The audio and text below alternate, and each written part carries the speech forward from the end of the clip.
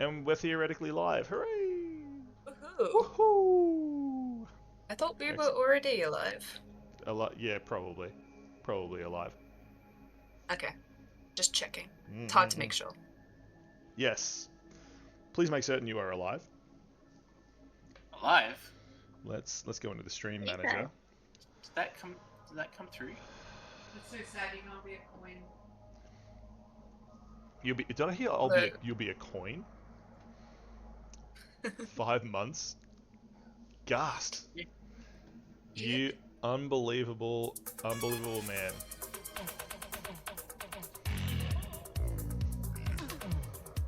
Now we're gonna dance, don't we, Gast? Yes! I clicked the button a bunch of times so my ghost go up and down. Yeah. How are we all this evening? Yeah, well. Quite good. Going well? Ready for D&D? It's Scuffy. Yeah. Scuffy's come Very to ready. scuff things if we cause trouble. Yeah. How are you? Cause trouble? How's things? Did you know at the D&D club, some of you may know this is the last quest in the Rin quest line. Yeah! Ooh. I'm so sad Yeah. about that. It's alright, listen, Sean, who is at the club, who does a lot of our writing, has written an amazing end of season thing. Oh, Yay, wait it worked! I was like, wait, who's that? It is the most aristocratic of candles. Hello, Ella, how Yes. are you? To cause chaos. Love it. So what was I saying? Totally distracted. Sean, Oh, story yeah. writing. Sean has written an amazing end of season. What's it called? It's like an end of season sort of finale, right? And the cool part is there's a really really cute element in there about Rin and Relaine. So I'm really I laughed and cried so hard reading it. So yeah, I still have the fish from Rin sitting in my phone. good. Yeah, except my character is gone now. She went back home. No, that's fine. Dustin's character tongue has 2 pages of 2 pages of things worth of fish. So Too much fish. Too many fish. he's No. been gluing them all in. I have one. I have a blue one. I attempted to name mine, but I lost track and decided to give up on it. Pretty sure June also killed a few accidentally. What? Wow. Accidentally, you cannot kill those fish. Technically, they're not No, alive. she froze a lot of fish then. Technically, the fish are not alive. Kind of. Well, that makes June feel better. Kind of. It's ambiguous. D&D is on tonight. Goblin, how are you going? D&D is the most on tonight. The most on. Yeah, bus music. That can only mean Goblin is here.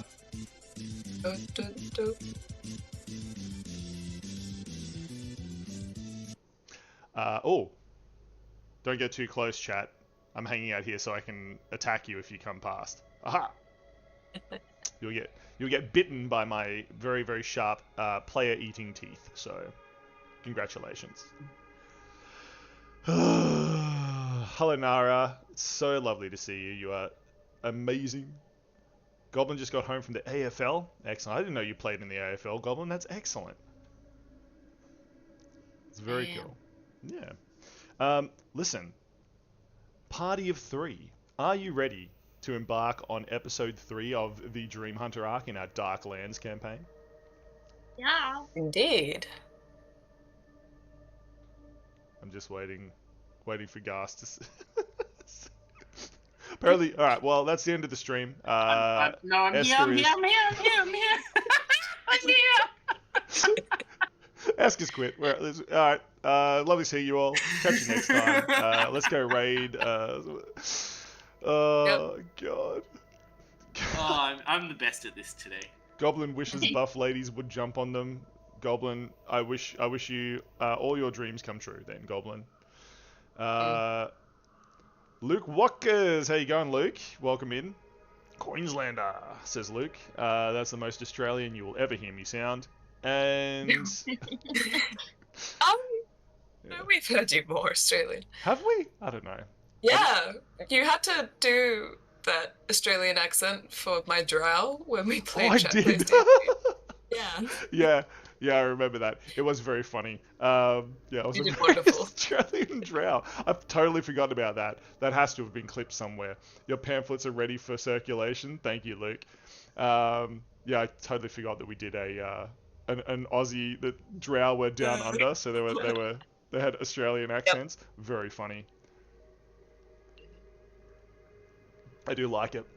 I do like it indeed. Okay. We love Aussie drows. Yeah, we do. That's canon now in this world. I feel like Chat Plays D&D takes place somewhere in the Darklands as well, just like out there. Oh. Yeah. I don't know whether they're like actually separate. So you used that in the Halloween one shot you ran yesterday. So good. God. Yeah. Okay. Well, welcome in. We have the most aristocratic of candles. Yep. Yeah.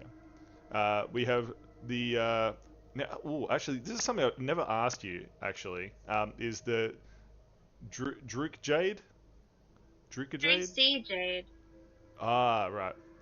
So, because I literally in my head, it has always been like Druk Jade, forever. Drew C. Jade. Love it. Yeah. I needed to ask because I'm not embarrassed to admit my mistakes, and I've actually never asked you how to pronounce your screen name. So Drew C. Jade. It sounds like Juicy Jade, so I'll remember that. Drew C. Jade. Yes, how to remember this. It just sounds like I've got a really a strange speech impediment. I'm trying to say Juicy Jade, and I'm saying Drew C. Jade. Yes. Welcome in. And of course we have Eska being played by Gast, who we shall not say Gast for the rest of this quest. Is that right, Eska? It is absolutely right. Challenge is set. The challenge is or set. Or I'll steal your soul. Listen, I will do you a deal, okay? If I say Gast instead of when I mean Eska, in this, listen, chat, this is very serious. This is a very serious promise. If I say Gast when I mean Eska in this episode, I will gift a sub. I will do it. I'm punishing myself. I'm setting a goal. There is a punishment. Ella, you're a mod. Can you start a poll? And ask will the Dungeon Master say Gast when he means Eska in this episode? That'd be awesome. Dragon Paladin raises a shield. Oh gosh. Okay. We need to go. We need to figure this out. We're doing things. Just did. I'm watching you. That doesn't count. That doesn't count. It doesn't count. We haven't started yet. It doesn't count, Bryn. You can't. We haven't gone to the actual playing screen, so it's fine. It's fine. Yeah. After I streamed a rail count, it's on the next screen. Hold on. Does this count as a derail? Probably. Let's go to the next screen and I can derail. Okay. 3-minute timer. Get your votes in. Okay. We're on the next thing. Disembodied Hans, can you derail, please? There you go. Have some confetti, you crazy people. Yay! Yay! Here we are. We have Eska. We have Ali. We have Requin. We are ready to play. Would you like to say hi to the people at home before we start playing? Hi to the people at home. Yes. Hello. So clever. Eska, so clever. Perfect. Whenever you hear Eska, you think of Edgar Allan Poe. What? Why? I think it must be Eska and Edgar. Also, you're a spooky. I could imagine you, Eska, with a raven on your shoulder. Yeah. So I have a Speaking of- crafted L. It's canon. Your real name is Edgar Allan Poe. Oh. He Oh, actually boy. doesn't know what his last name is. Yeah. Oh fuck. Neither do I. Oh my god. Lukey's Wait. one shot was a Poe-themed mansion. Esker reminds you of Wesker? I do not know who Wesker is. What's Wesker No. come from? No idea. I've been told I have to use the rainbow dice as well. They bullied me. Oh, 100%. They bullied At me. gunpoint. Chat, At they gunpoint. bullied me. Oh, Resident Evil. Perfect. Perfect. Okay. We need to load in. You know what we need to load in, because we're at the caravan, and there is one person who hasn't met the character that we need them to meet. So. Very important We should be character. out front. Very We important. should be out front. Very important. Yes. Yay! It's Rolf. Can you move? Rolf. It's Rolf. Can I do what? What is outside? Put you outside? Sure. You can start outside. You are eating under the awning, on the caravan. The caravan of Is misfits, Jack back? misfortunes. Is Jack there? Oh my gosh! Let's give Jack. Let's make Jack. Jack can be this little. I'll use this one. Jack can be this. There we go. Next to Ali. Next to the wheel of the next to the wheels of the wagon is Jack the Lantern as well. So very cute. He's back somehow, even though you smashed him into a wall last time. Ooh, 75% people think I will say the forbidden name instead of Esker. Unbelievable. I hope you know I voted against that. Thank you. I also voted against. Thank you, Ace. Oh, yeah. They believe in me. Yeah, we believe in you. Yay! It's so good. Perfect. So, thank you very much to Disembodied Hans for moving things around. Say hi, Hans. Appreciate it. And these three for playing. But we are going to begin. We're going to get right into it because, once again, we had technical issues, which I love. And also forgetfulness issues from someone who was definitely not a dungeon master here. So, right. Are we ready? We're going to start playing. Yeah. It is on a solemn morning that three of you find yourself eating breakfast alone outside of your wagon.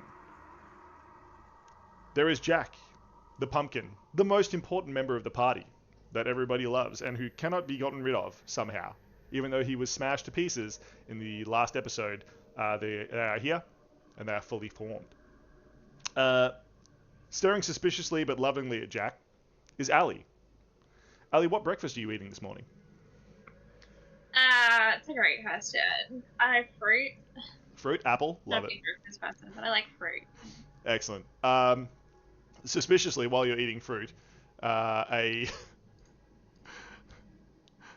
someone moves closer to you. It may or may not be a large horse called Rolf, who has smelt the apples. I just called out and Would you like to give Rolf an apple? yeah. Excellent. You give Rolf an apple. That is perfect. Rolf seems very pleased and sort of prances around very happily in the field nearby, eating his apples. He's a good horse. He has been pulling your caravan for a while. Feed the horse! Yes, must feed Rolf. In any case, next to Ali, as Ali sits there eating their apples and fruit and feeding some to Rolf, is Esker, who is staring longingly and long into the strange dark lantern that they hold. Inside, the flames seem to spin around like smoke, almost as though there's spirits trapped in there, but that can't be true. No one would trap spirits inside a lantern. That's ridiculous. Oh, absolutely not. Why would anyone do such a thing? Excellent. What kind of rocks are you eating for breakfast this morning, Esker? The most bland kind of rocks one could imagine. Excellent. Yes. Yeah. Taking their magical vows of poverty very seriously, Esker is eating the most bland rocks, because to eat tasty rocks would be to spurn in the face of the dead who cannot taste anymore. So I love it. It's very Yeah. actual. So good. So good. And of course we have Requin. Requin sitting on a crate near the door of the large wagon you all share. Requin, what are you eating for breakfast this morning? Brooklyn is sitting cross-legged on the crate with a bowl of porridge in her hand, though it doesn't seem to be warm. Wow. Everyone else wonders where you got porridge from. Secret stash somewhere, obviously. In any case, the reason you three are sitting here eating breakfast late is because everyone else has moved out for the day to their normal porridge, to their normal duties, guarding the wagons, moving things around, getting ready because the wagon train will be leaving in the next few days. But due to the savage attack that killed Rostam, the traveling scholar, everyone's favorite, tears have been shed. Due to the fact that there was an attack, Brother Ostam has asked for 3 to be selected for a mission because he feels like he has found the source of the evil that killed Rostam. You are to meet Brother Ost in... Sorry, let me get my thing. You are to meet Brother Oster. Oh no, what am I doing? I've got actual things. Haha! Give me a second. Future me editing this, edit that out so I don't look crazy. Okay. Brother Oster, who's standing on my head. The normal place for... High and mighty like that. Yeah, how rude. Brother Oster is of course the holy man who has been keeping the religious sect of his brothers. They are knights, they are holy men, and they have been moving north to help the people in the mountain passes and beyond. He seems very knowledgeable, and he has called a meeting with the 3 of you and with the leaders of the caravan, Georgie and Lalia, to discuss where he feels the evil has come from and that they may be able to vanquish it. Hello Smurf, welcome in, you lovely human being. Let me hide Brother Oster. It's very heavy carrying him on my head, so perfect. And it is with this that the 3 of you check all of your belongings. Are you ready for whatever adventure might ensue? You also talk to each other and say good morning and any other things that human beings, elves, and Earth Ganassi say to each other. Yep. Excellent. Who is the first to speak? Silence. Yeah. And too busy eating. Too busy eating. Crunching of Yeah. apples. Right. Slurping Yeah. of And rocks. porridge. Grinding of rocks can be heard. The horse speaks. Could you... Alright, let's just pause for a second. Nara, can you type in chat exactly what the horse says?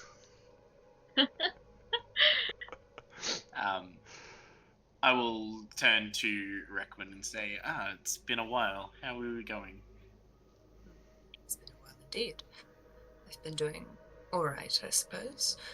I hear you've been on quite the adventure recently. This... Eska just looks, squinting their eyes. Yeah. Sorry, my kid distracted me. That's fine. What was the end of the question? Been quite an adventure, I believe. Yes. It's been quite the time. Mysterious things are happening around. Everyone save the game, by the way. Oh, right, yep. Yes, please. Right where we are. So we don't die later. Or well, we still die, but we're saved. We're saved with food, so we're good. Yeah. Yeah. Nice. Ooh. Well, mystery certainly brings a spice of life. Life. I've been very haunted by what happened last time. Thank you very much for the bit, Smurf. 2319 just cheered 5 bits. You would too, Smurf. How naughty. Thank you very much. Thank you very, very, very much. You are a legend. Okay, so the three of you, the time is getting on. Requin looks at their definitely not a watch compass that tells them exactly how many hours it has been since sunrise. And you know you need to get moving and meet Brother Oster, Lalia, and Georgia up at their campsite to discover your mission. Seeing this, I will summon my phantom steed and Ooh. gesture to the other two to climb aboard. Rolf looks side-eye at the phantom steed calmly while eating an apple. Just side-eyes the thing. I'll toss Rolf a bundle of carrots as Perfect. well. Excellent. He sniffs Yeah, them we cautiously. want Rolf to be safe. Yeah, Rolf is Stay always here, safe. safe. He's a Yeah. giant. He's a giant. Rolf is like a giant Clydesdale sort of warhorse, which I feel like Lee's family used to have warhorses, and he's the descendant of those warhorses that Lee rescued because he's too nice to fend for himself in the wild. So Aw. yeah. So The horse, by the way, can travel up to 13 miles an hour. So if that helps you determine how quickly we get to the guy. that is perfect. It is about 300 meters from where you are right now. So Yep, we could just walk, but... No, we're going to Oh, start. we're gonna arrive in style. Yeah. style. Okay. Oh my god. You may need the horse to get somewhere else, but oh my god. Rolf appears to be looking side-eyed at Requin. Perhaps where they got the porridge is stealing the horse's oats. Unbelievable. Surely not true. Perfect. Do you have everything you need? Do you have everything you need, party? Yeah, I have my magic. Dude. I have stabby stab things. I'm all good. Yes, stabby stab things. Stabby Yeah. things. That's exactly what Ali And a calls pack them of as well. cards. Can't go anywhere without a pack of cards. I'm just assuming Ali has forgotten, like so many other things, what daggers and swords are called. Just refers to them as stabby stab things. Yeah, they stab. That's the important thing. That's the Stab, important stab, part, stab, stab, stab. Yeah. Yeah. Mhm. Perfect. With that, the party gears up, rides astride Esker's valiant steed, and rides off towards the caravan's center. Do I have to... Disembodied Hans, can you make horse clip-clop noises? And I think the mic's picking that up. You need 2 coconuts. I have no Yeah. coconuts. Ugh. In any case, you ride off towards the caravans. Disembodied Hans, next map, please. Next map. Ooh. Good job, Disembodied Colourful. Hans. Appreciate it. Okay, so what is Rolf doing here? Rolf, go back to the wagon. Stop. Rolf! Rolf runs Off with away. you. He's got like the guilty puppy look on him. Yeah. Yeah. Okay. You of course arrive in the area, which is the center of the wagons. This is where the wagon organizers, Lalia and her partner Georgie, and the sort of higher ups all hang out as well. Those who are organizing everything. This is where you know you can come along and find your answer to any question, great or small. So, in this particular area, sitting around the fire, you find Lalia. You find her partner Georgie, who's apparently much, much taller, and is now regular height. And you find Brother Oster standing nearby. They appear to... Wow, he's really tall. Give me a sec. He's not that tall. He is taller than them, but he's not that much taller than them. Perfect. Realism. Sure. It's perfect. So, they appear to be locked in tense conversation around the fire. Let's move them off to the side. That's the wrong thing to move off to the side. Brother Ostar, you move over here. And Lelia and Georgie. Okay. And then we'll give them some tokens. So, Brother Ostar and Lalia and Georgie.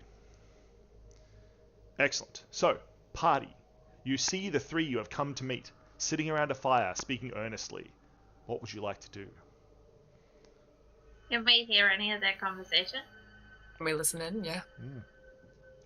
Ali and Requin immediately crane their necks, cup their ears, and try to hear what the three are talking about. Roll perception. Spooky perception. Or just normal, I don't That's mind. not a good roll.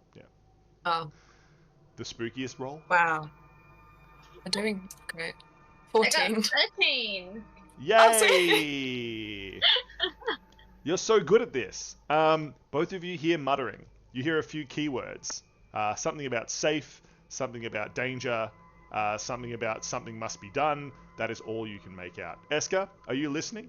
Or are you pushing your ears with I a will with a just stick? approach. Do you have ears, Eska? That's a good question. I do have. Not really. My head's sort of flat. I love how you answered that confidently and then changed your mind. Yeah. Perfect. Do you have ears, Eska? Yeah, I do. Do I? No, I don't actually. No, I don't actually have ears. Excellent. No one's quite... Tremor sense. That's how you hear. Yeah. Yep. Anyway, I'll just approach. Excellent. Meanwhile, while the two of you are back here like the mean girls in school trying to listen in on other people's conversations, Eska just walks up. Not used to people telling me things up front. Yeah. Exactly. Yeah, true. We are true. in the same boat. Yeah. Excellent. Eska, you walk up, and the three of them stand to greet you, all shaking your hand. Lalia, known to be quite curt and quite forthcoming, steps forward first and shakes your hand, and in her normal way greets you and says, welcome, thank you for coming. Much importance has been placed on this meeting. I hope you are up to the task. Georgie, Always up to the task. Georgie immediately behind says, yep, we picked the best for the job. That's what she's trying to say, right, love? Yeah. Lalia looks behind and sort of, yes, that's what I said, wasn't it? Georgie gives her a bit of a wink and a playful nudge. I love them already. Brother Ostar next to them. He stands, again, quite tall. And he says, yes, welcome, you two, come. And he beckons to the other two. Ali, would you like to move across? Oh, yeah. Probably. Reckon? What about yourself? Yeah. Yeah. Also. Begrudgingly.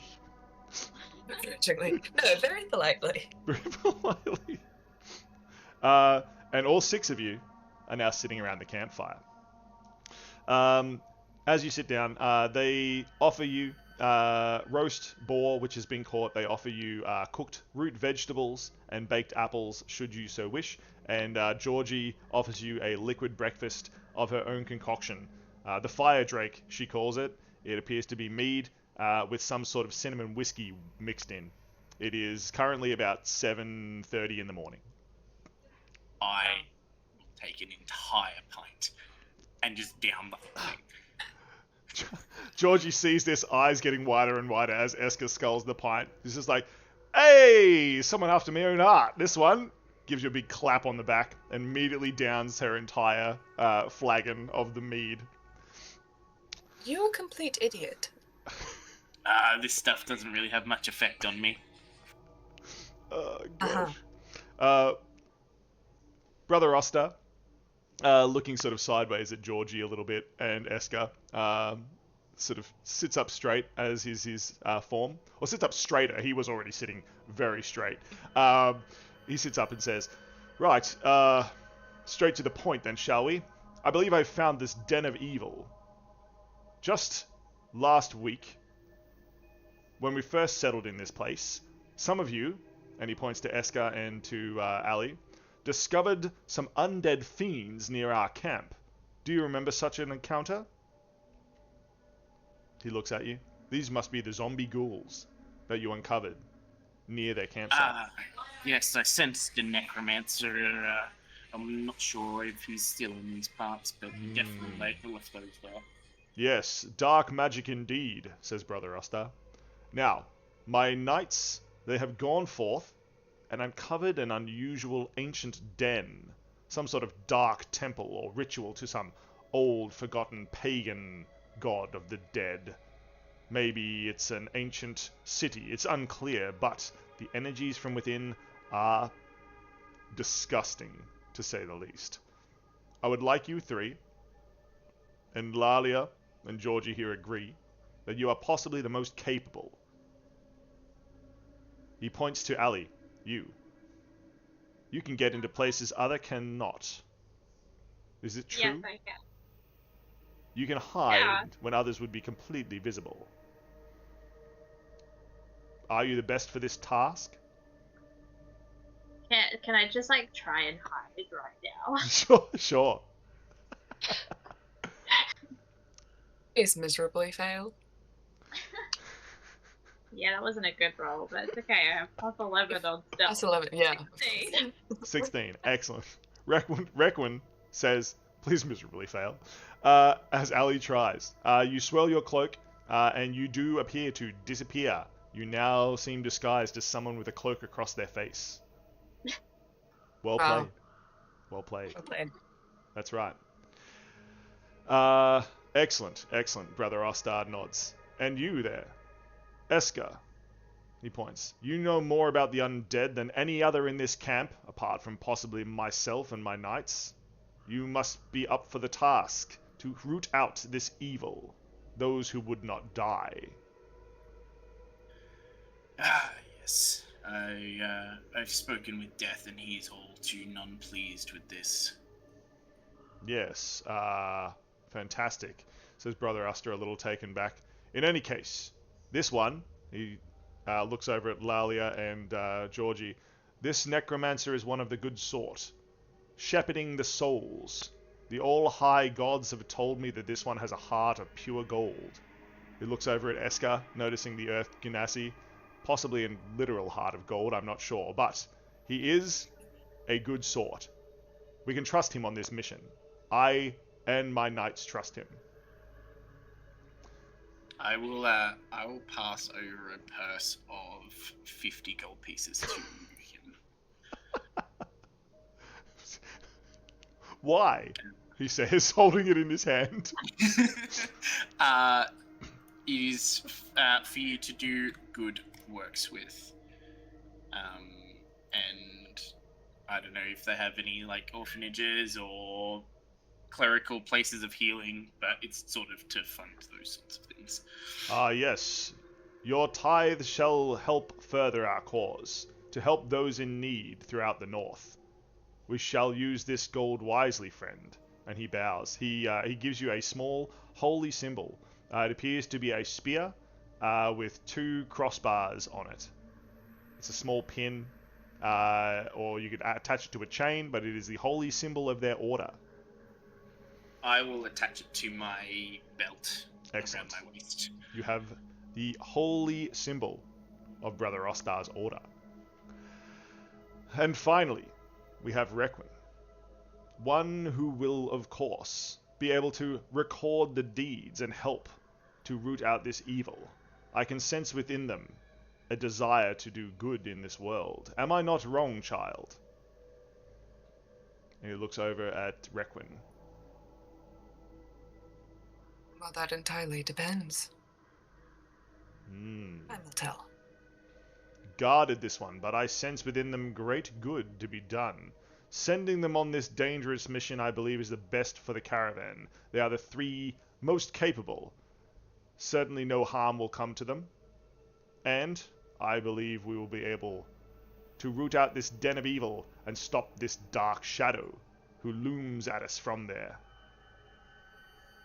Of course, you will be well compensated.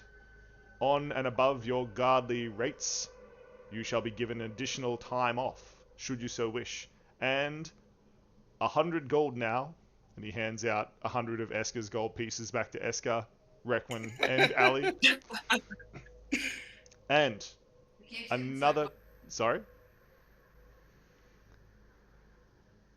And another 100 gold pieces upon the commencement of your quests, bringing back the evil that has plagued us and sending it on to the lands beyond.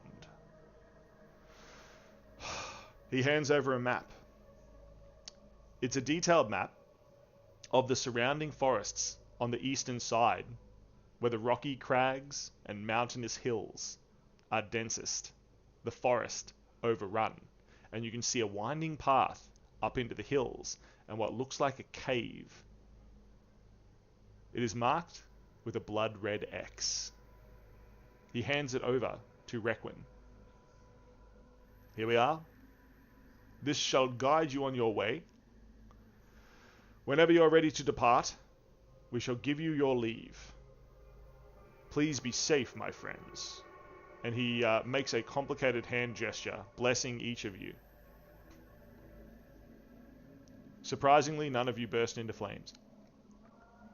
Wow. Thank God. Could have fooled me. Excellent. With this, Georgie stands up, tips the glass up and upside down on the log where they were just sitting, and says, "Right, stretches, don't mind me, love. I got a bet to win with a couple of low lifes down at the caravan." Cracks her neck and strolls off whistling, spinning a dagger in their hand and heading off into a group of merchants' caravans nearby. Lelia stands up, dusts her dress off of any non-existent dust, and says, yes, very well, dear. Do please behave yourself. No more stabbings, won't you know? It's endless paperwork for me. Brother Oster, shall we move and discuss further entreaties for your people? I've heard there's been some unrest between you and some of the other members of the caravan. I'd like to discuss it. Very well. Shall we sit? And they immediately move off to a table nearby. Lelia pulls out several rolls of paper with complicated notation on them. And Georgie has walked off to another set of caravans, leaving you here by yourselves to discuss your quest. You seem to be required to go into the dark forest of the east of the road and root out this den of evil. Shall we make a move? Says Requin. Does the map clearly state the direction we should go? It does. It is excellently detailed. It seems Brother Ostar's men and women on in the white armor are extremely good at what they do. Yes. It's very unlikely we should mess this up. Very well. Atop the steed, let's go. Atop the steed. And Esker does love this steed. Legolas style, swing up there. Please make an acrobatics check. Absolutely. Absolutely. I got an 11. Excellent. In your mind, you make a graceful sweep up onto the horse. From everyone else watching, Esker clumsily scrapes and scrambles their way sideways up onto the horse before riding themselves and looking quite proud. Yeah, Requin just pays no mind to this, and I'm like, this is normal. This is normal. This is normal. I feel like Allie would roll her eyes and try to do better. Ali, not being undone, tries to join Requin and Esker up on the horse. Please roll your acrobatics check. 16. 16, excellent. Much more flamboyant, but still a little bit awkward because it is a phantom steed in an unusual shape and size. But you do manage to swing your way up. Esker congratulates you on equaling their measure of amazing mounting of phantom steeds. And then to myself, I'll be like, So, You That- two done? You two done. I'm just literally, please, if someone ever does artwork of this show, please show me a giant phantom steed with Esker at the front and Ali at the back, just high-fiving each other about how good they are at mounting horses, and poor Requin's just in the middle of the two of them on the back of the horse, just wanting to leave. Oh, God, poor Requin.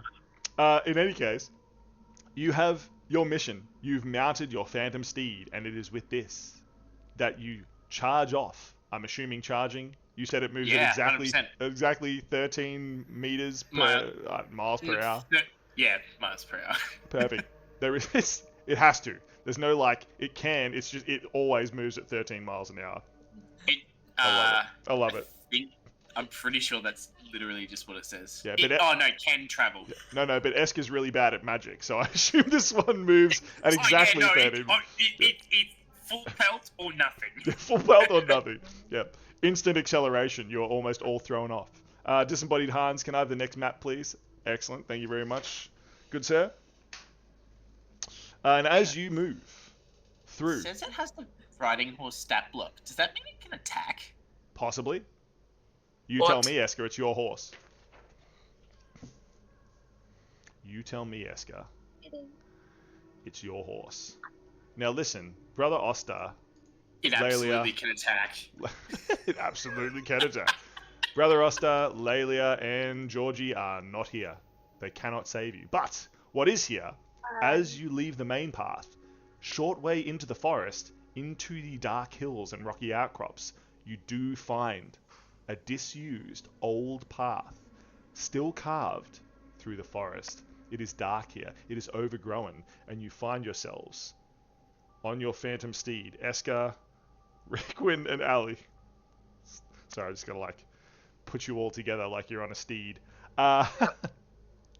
As you ride through the thickets and into the clearing, you find yourself on the old spooky road. What would you like to do? Perception? Perception. Cautiously. Yeah, see if anything's around. Cautiously, Yep. Requin and Ali begin scanning the roadside. Esker, what would you like to do? I will cast Prestidigitation and form a flame in my hand. Excellent. To brighten up the immediate surrounds. Let me just check if the fog is Why flammable. Make it right. Oh, you're really lucky, Esker. The fog's not flammable, it turns out. Oop. Good. Good. Good. Yep. Okay. However, the the flame in your hand, Esker, seems to flicker and faint as the fog whips over the top of it. The wet air, dousing the flame slightly. Requin, you rolled a 16. Mm-hmm. The most 16 of 16s ever rolled. You see that there is a strange film covering many of the trees nearby in this part of the forest. The fog is flesh-eating, though. It could be. That is true. That is what fills the minds of you all. This fog might not be flammable, but it might be flesh-eating fog. You quickly pull your legs up out of it, although it doesn't appear to be eating the flesh-eating steed. And Requin sees no evidence that it is flesh-eating, but the fear fills your mind still. The trees are sticky. Some sort of slime or goop over many of them. Ali? I'm pretty sure Ali says nothing. I got an 8. Excellent. Ali is much too busy drawing in a small notebook a cartoon of themselves sweeping gallantly up onto a horse. Well, I do keep a record of everything, so that makes sense. That's true. Just in case I forget again. You don't want to Yeah, forget this. Yeah, you have to remember how you triumphed over a very awkward necromancer. Yeah. Disembodied Hans likes it as well. He thinks it was cool. How many would you give that out of 10, Disembodied Hans? 5 out of 10? Cool. Yeah. Good job. Good job, Disembodied Hans. Perfect. So, as the horse moves forward, Esker playing with their flame, Ali drawing in a book, it is Requin who has noticed the slime and sludge on the trees. The party moves forward slightly. What would you like to do, Requin? The other two seem distracted. Yep, a bunch of incompetent fools. Mutters S. Sorry. Mutters Yeah. Requin. Oh Aloud. yeah, absolutely. What was that? Nothing. Eska The seems trees distracted. are The caravan leaders. the trees are sticky, slimy. I would recommend to keep clear of them. Oh no! Suddenly, as if by some ancient evil spell from the fourth dimension, you hear a roar, and a wild beast appears. I need to find a wild beast now. Oh, actually, I'll get Really? this one. This one will be good. Great. This one will be good. This one will be excellent. Yeah. Okay. You're Suddenly, doing so great. yeah, we sure are. It appears you have wandered into a nest of some sort. The trees quiver and quake, and out of a tree nearby comes a serpentine shape.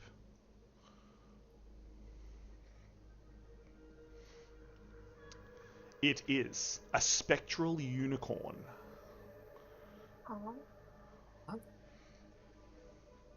See chat? Spectral unicorn. Oh yeah. Pretty. So pretty.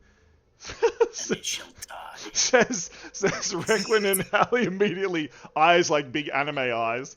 It's so pretty. Eska looks at it and says, "It will die." It appears to be already dead, Eska.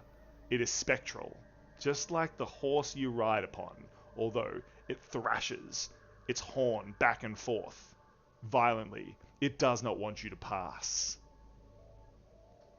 It makes several stomping charges as if to intimidate you. Party, roll initiative. This thing means business. I'm definitely going last with a 12. Oof. 17. 24. Ali Of with course. a 24. Excellent. We are going counterclockwise from Ali. Ali, you start the combat sequence now. Business unicorn. This unicorn is pretty, but also looks like it wants to harm us, so It also looks horrifying. Right. It's like Yeah. spectral and spooky and has sharp teeth. It's definitely not a normal pretty unicorn. It's seen some shit. I am going to try and stand up on the horse so I can shoot it. with Excellent. my bow and Ali arrow. stands up on the horse. Please make an acrobatics check.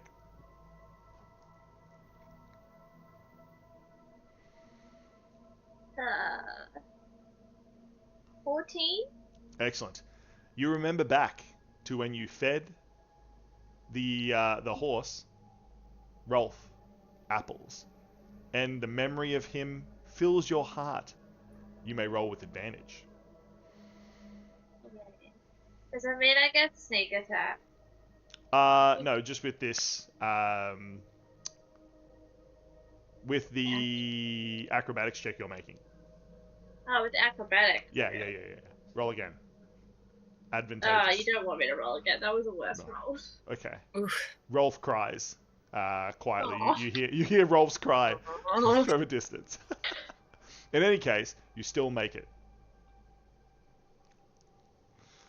So, would you like to attack the creature? You do not get sneak attack. It is not No, surprise. no one's standing It is next not to it. flank. No, I will just shoot it with my bow. Excellent. Ali loads an arrow into their bow and the arrow flies. I got a 10. Fancy. It passes directly through the spectral horse and Damn hits it. the ground, dealing no damage. Well, that didn't work. Says Ali aloud as the horse rears At up. least I didn't hit a tree. The spectral unicorn rearing up. Someone else want to try hitting it? That did work. Requin, it is your turn. she will nod towards Allie and take her suggestion. Yep. And put a hand towards her compass locket pendant thingamabob and like appear to draw out some sort of essence from it, and flick their hand toward the unicorn and will cast Starry Wisps. And Ooh. I'll try and roll to hit. Oof, my rolls are just horrible. That is a 16. 16 will hit. The unicorn, Yay. the spectral unicorn, is hit by the That's- wisps. 2d8 radiant damage. Ooh, fancy. Ooh. That is 14 radiant damage. 14 radiant damage is dealt. The wisps punch small, bright holes in the unicorn, its spectral form dissolving partially where they hit.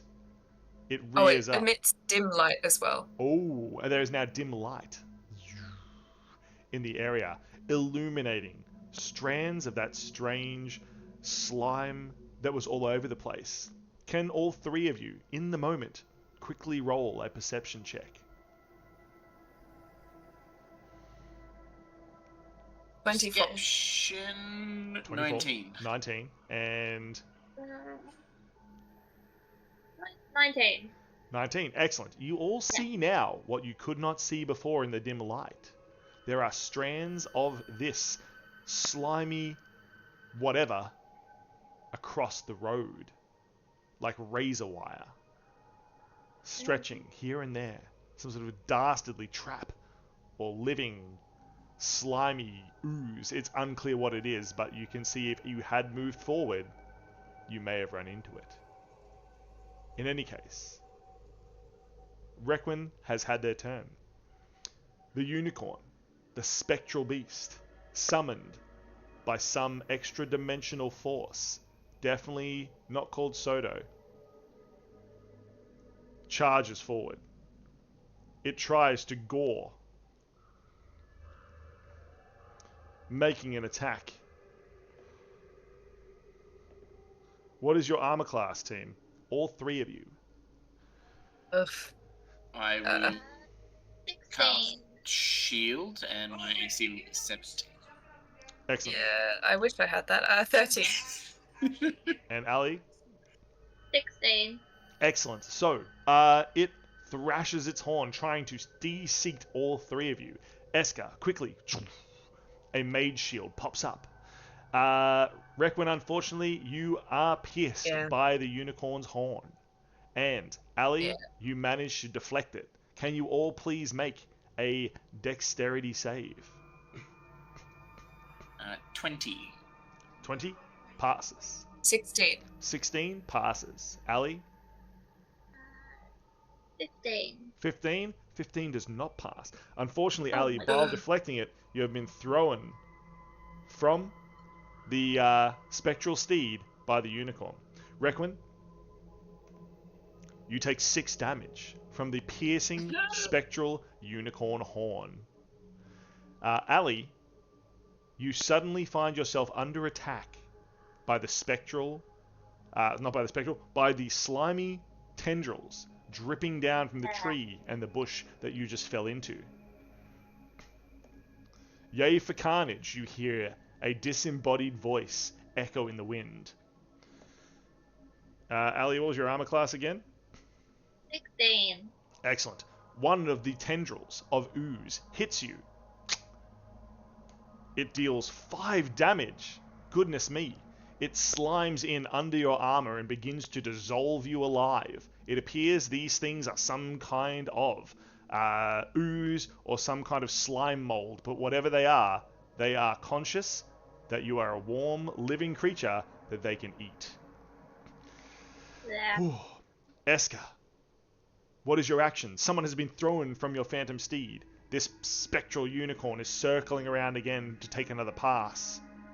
And you and Requin are still seated on the back of the unicorn, although Requin is now bleeding profusely from the carnage of the unicorn's charge, stabbing them with a spectral horn. What do you do?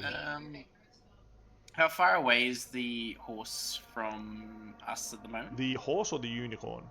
The unicorn, sorry. It is currently about 5 feet from, let's say 10 feet. 10 feet from you. Its head. Cool. You'll see the sky start to ripple with bolts of lightning as I cast Shatter. Can you please make a Con 15 save? Yes. Yes, it can. It will take half damage. It does. The spectral shape seems to dissolve slightly, buffering some of the thunder damage.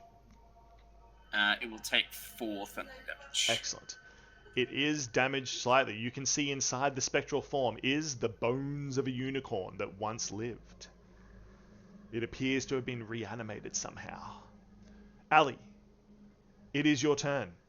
You have been thrown and you have been now slimed by a slime mold. What would you like to do? I would like to get out of the slime. Like, get away from the slime. Excellent. The slime is trying to grapple you, but it does not have you very strongly. Please roll an opposed strength to escape. Oh god, I do not have great strength. Let's see how this goes. Oh. 4? 4 will pass somehow because I rolled very low. It is just a goofy slime mold. It is not very strong. You snap off the strand and quickly scrape it out of your armor to get it off you. The burning ceases. However, all around the clearing, near the path, you see more tendrils dripping down from the trees and bushes nearby, hoping to catch one of the warm-blooded creatures that has lumbered into the lair of the slime molds. We really need to get out of here. Says Ali, as they scrape the slime mold off their shoulder. There is a large red welt where it has begun to digest your skin. More scars. More scars, says Ali. What would you like to do? These ones will probably look normal though. Yeah. What would you like to do, Ali? How will you act in this situation? What will happen? I don't know. I'm on the edge I of just my want to seat. get out of here. Can I see a way out of this area of the forest? Yes. It appears that this area of the forest is much clearer. There is no slime up ahead, just up the hill. I'd like to get away from the slime. Excellent. So, You run make away. your move. Sorry. The easiest way would be to head back to the path. There is far less slime across the pathway itself. Although there is some. You can see it in the glowing wisps. But that will mean moving close to the unicorn. I can. That'll be fine. I'm a rogue. I'll be fine. Good night, Nara. Good Excellent. So, where would you like to go, Ali? Disembodied Hans can move you anytime you want. I just like to start moving down the path and basically tell my party, I'm like, I think we should move away from this area, away from slime. It Excellent. hurts. Can you be subject to attacks of opportunity for moving into a creature's threatened space? I could move into it and then disengage and keep moving. Perfect. You disengage and parry the unicorn like a filthy casual that it is.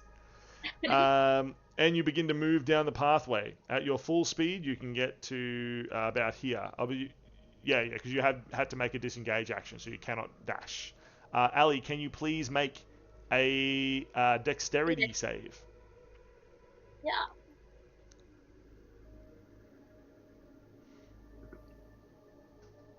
Rolling so low. What? 17. 17, excellent. You slide underneath one of the slime mold's tendrils. It vibrates as you go past, as though searching, trying for you to trip it.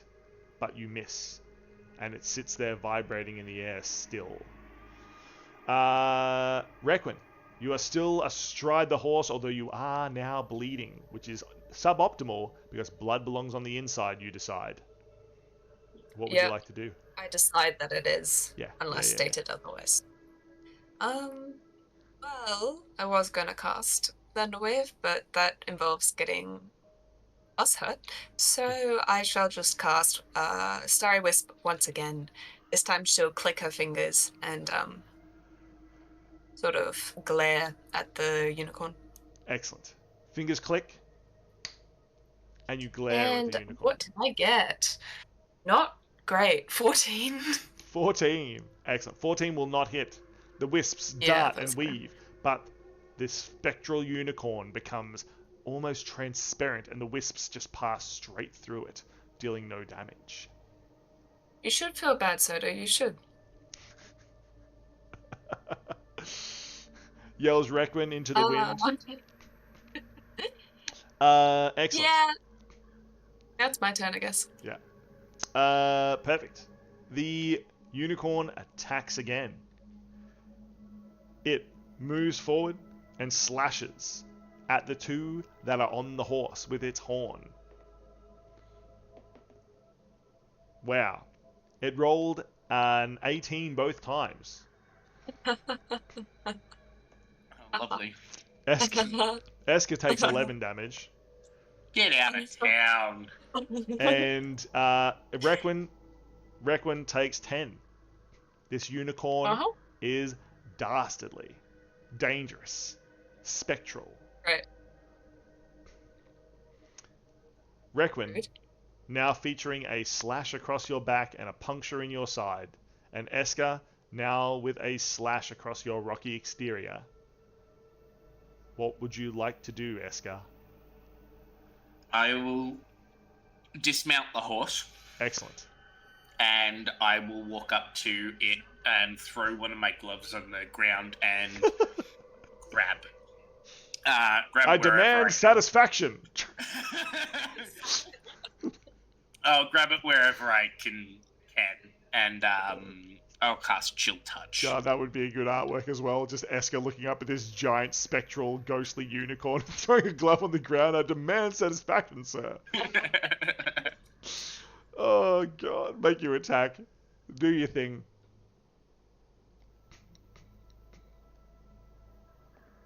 Are you, you're attacking me? You're attacking Yeah, the I am. unicorn? Hang on. What's that? I gotta do math. 16 to hit.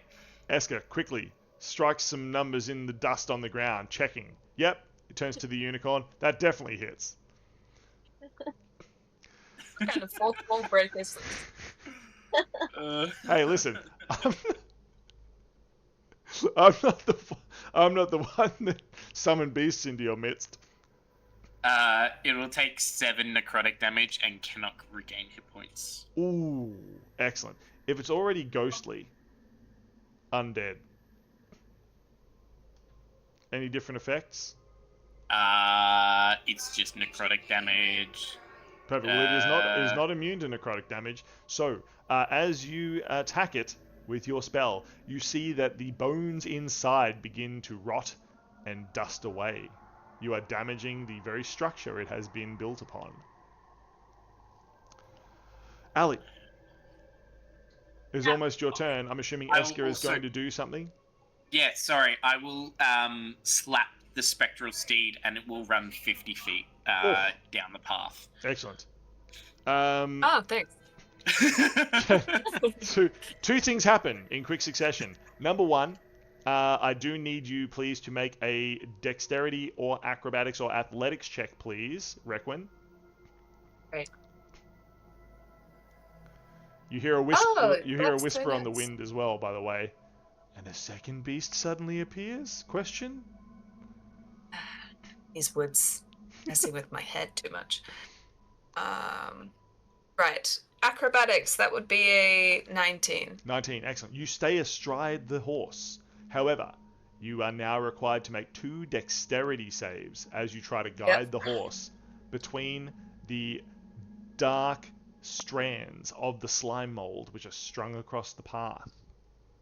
Okay, the first one is a 17. 17. You duck and you push the warhorse's head down and you narrowly miss the first of the strands, bolting past And the Ali. second one is a 10. There's a 10. Unfortunately, you are collected by the strand and it snaps with a crack. and you're dragged by the slime mold Yay. off the spectral horse into a tree nearby. Slime mold tendrils rip down. Unfortunately, it has rolled a 1. So apparently, this is a version of the slime mold, and it slimes all over you. However, Ugh. it seems to be healing you. What? It stitches your wounds back together for 9 health. Oh wow. This subversion was appears to heal good. rather than eat. Slime molds are weird. Muted. Excellent. It is now Ali's turn. Ali, the Phantom Steed has just rocketed past you. I'm gonna turn around so that I can shoot the unicorn. Whipping around, you see Eska standing in front of the huge spectral unicorn. Defiant. What would you like to do? Gonna shoot with my bow. Using your pew pew stick. We've discussed that Ali doesn't know what to call things. The stabby wabbies and the pew pew stick. Yeah. Mm-hmm. 14? 14 does not hit. Again, the arrow just passes through the spectral beast. Oh, I tried. I'm gonna keep walking away though. Yeah. You keep backing up. Yeah. Please make a dexterity save with disadvantage as you are not facing the correct direction.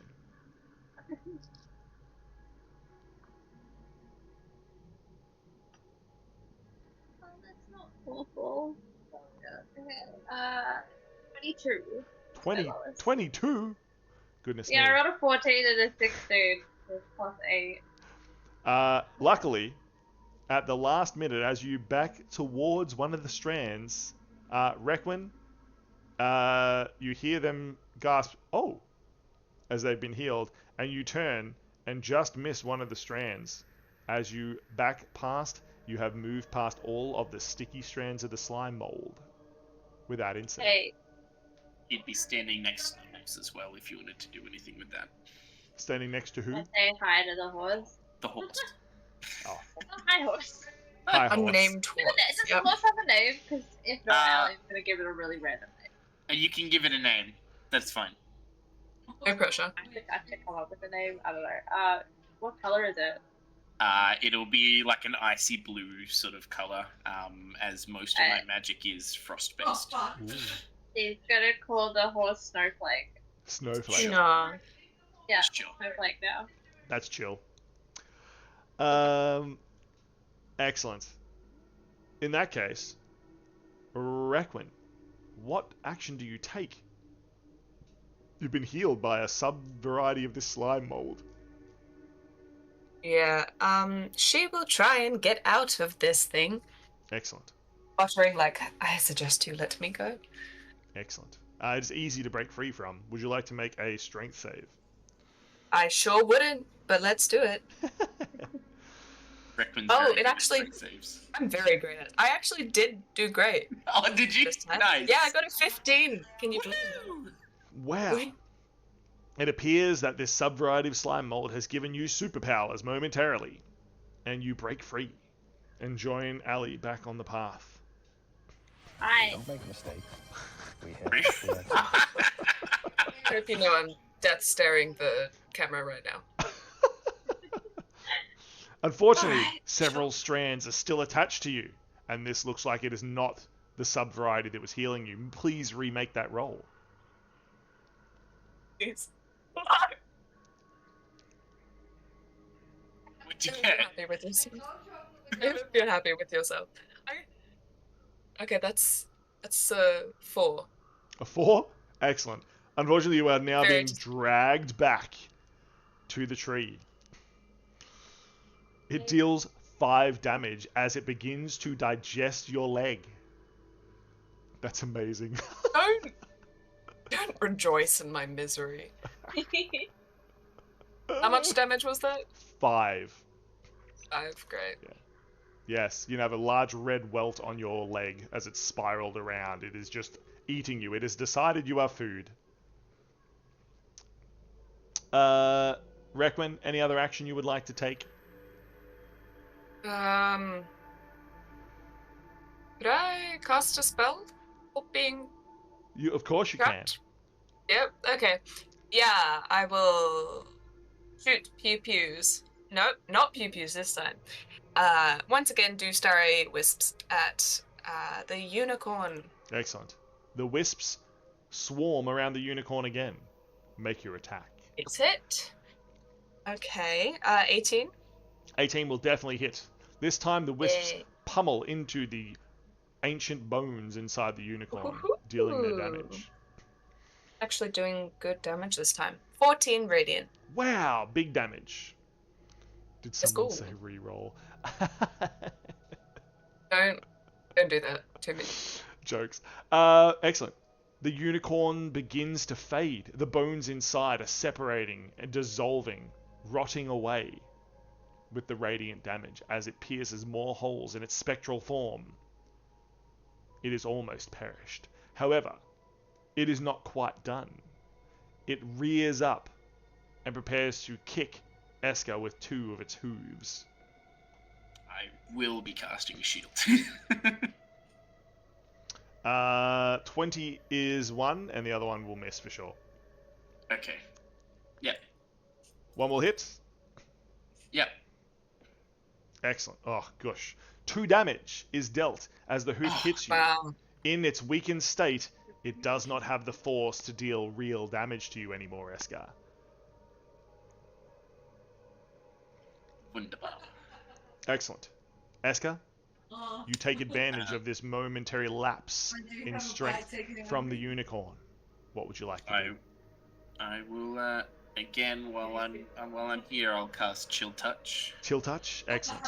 You grab for hold of a- the bones inside the unicorn. For a what's that? 23 to hit. That will hit. It is not moving very fast or well anymore. You grab hold of it and chill its very bones. 11 necrotic damage. Excellent.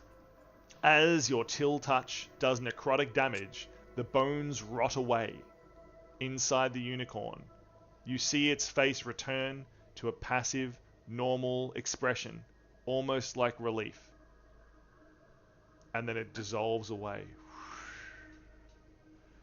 blowing away with the wind. While I was still touching it, can I make an Arcana check?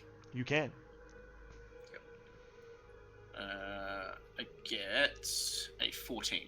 14. Excellent. What are you trying to discern with this Arcana check? I'm trying to discern whether this is magics or this is like spiritual unrest. So I'm trying to discern if something summoned it or if it's just a natural phenomenon. Excellent. It definitely appears to be summoned. But summoned by what? It is completely unclear. What the vision you get is of something out of this world summoned this. Someone named Soto. Some powerful beast outside of time and space sent it here. This fills you with questions and dread. Fair enough. Meanwhile, down the pathway, Ali, you have just watched Requin walk out of a slime mold and then get dragged back in. Woo! Yay!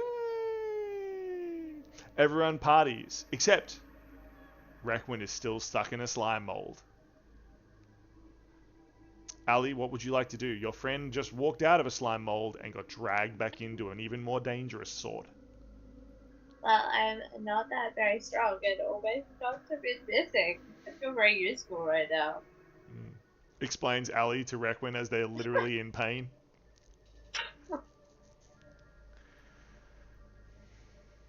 Can I try shooting the slime? I don't know if they'll do anything with the slime. Sure. Let's hit the slime. Requin, as you look up for help from Ali, they load their bow and aim it directly at you.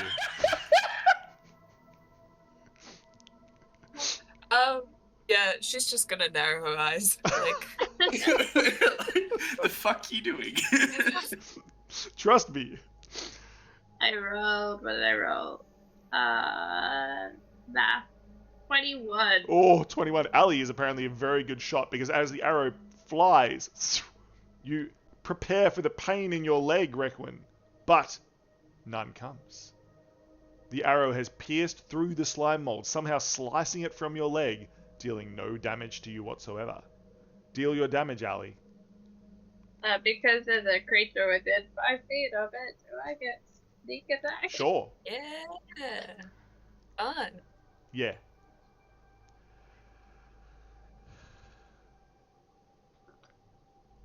Oh, that's really low numbers. Okay. It does 16. 16 damage is dealt to the slime mold, and it curls itself back up into the trees and bushes nearby as Requin is freed from its grasp. I suggest running now. says Ali directly to Requin. Yeah, What an Snowflake's interesting right next to me. He's fish. like, get on Snowflake. The two of you get on Snowflake. Now it's Ali at the front and Requin in the middle still. Of course. Esker? I will. So I will. Seeing that part of path is covered in tendrils, I will cast a ray of frost into the area and with the attempt to just try and freeze them. Sure. So let me just get this straight. So ray of frost in this general direction, Yeah. like towards Yeah. this. Yeah. So like, how far does ray of frost go? Hang on. Oh no, just a single target. Perfect. Yeah. Great. I'll just. Yeah. Hang on. No, I have a better spell. I will cast Snillock's Snowball Swarm. Of course. It has to make a Dex 15 save, or take. Wow, these slime molds roll really low. I kid you not. That's like the second 3 and the fourth 4 that I've rolled. Ooh. It will take 10 ice damage. 10 ice damage. Excellent. Tendrils snap across the pathway. And all around the clearing, you see slime molds drawing up their little tendrils back up into the bushes and trees that they call home. The pathway is clear, Esker.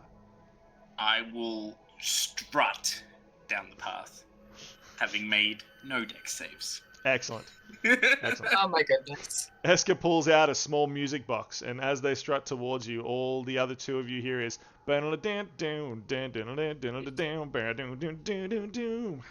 as they strut down the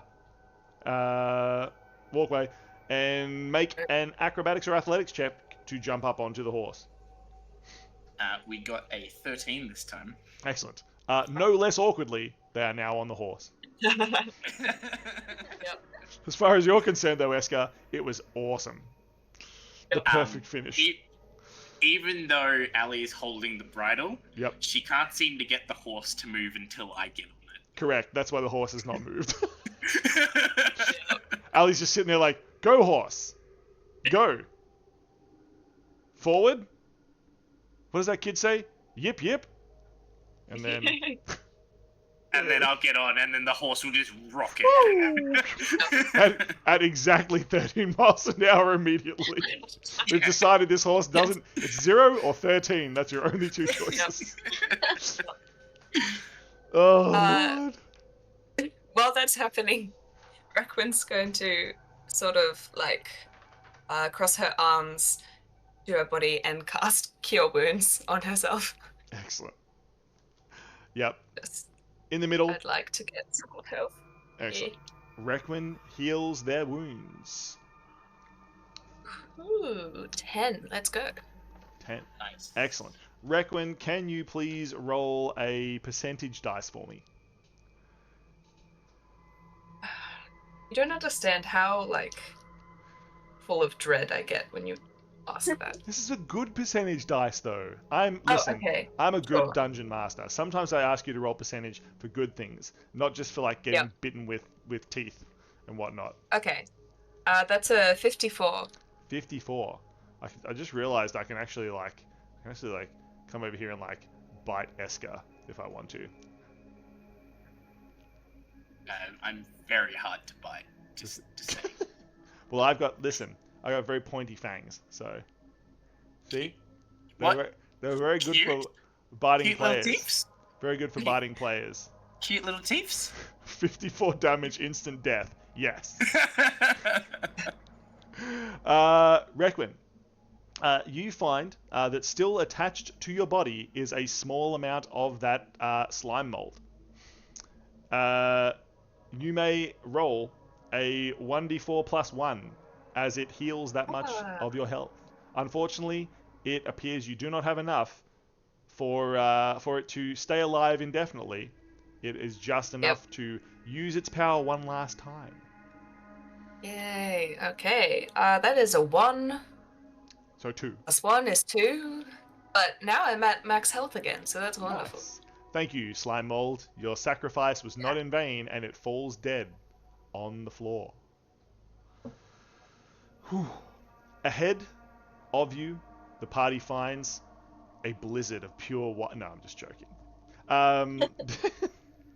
Ahead of you, as you crest the hill nearby, just as the map foretold, you find a cave.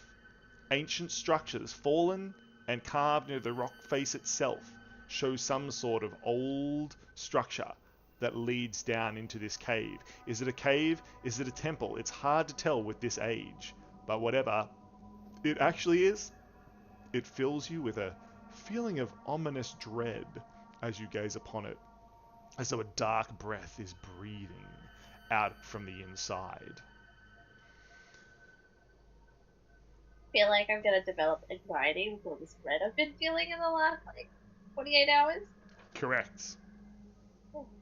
I'm assuming, with zero fear of death, that it is Eska that looks inside the cave mouth first. Oh, 100%. As you look inside the cave, Eska, you see a pathway that goes around to the left and the right, and right at the end you see a landing of sorts, and staring down there is indeed an ancient temple at the bottom, a huge flat space, and down below you, a door. There are stalagmites and stalactites all around. This place, if it was a temple, now resembles much more of a cave than a temple. Might one make a history check? Yes, as Eska is rolling a history check, Requin and Ali, what would you like to do? I don't see anything shiny. Sorry? I'm looking for shiny things. Looking for shiny things? Excellent. Okay, You move inside and begin searching for shiny things. And Requin? We'll also just look around for danger, I suppose. Excellent. So, we have a history check coming from Eska.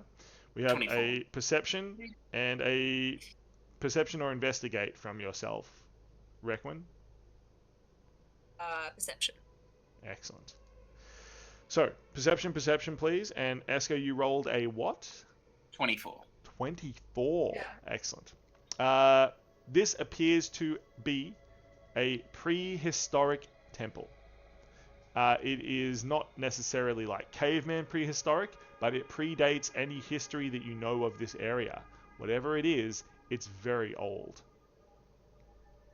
Does the architecture remind me of any sort of creature that would have carved it, or is that No. understandable? Okay. As you look at it, it definitely seems like it was a temple carved from stone at some point. You can still see some carved stone walls, but most of it has completely collapsed, and there are stalagmites and stalactites growing all over it. from the dripping water over thousands of years. There are 4 statues on the lower levels that are worn but still visible as humanoid figures. Okie dokie. Ali, your perception, please. 17. 17. Excellent. It appears to be a fairly desolate space. However, over in the corner here, let me move the map, please, disembodied Hans. Thank you. Over in the corner, there is a small pile of discarded objects swept into a corner and covered in dust. Please roll percentage. What do you find?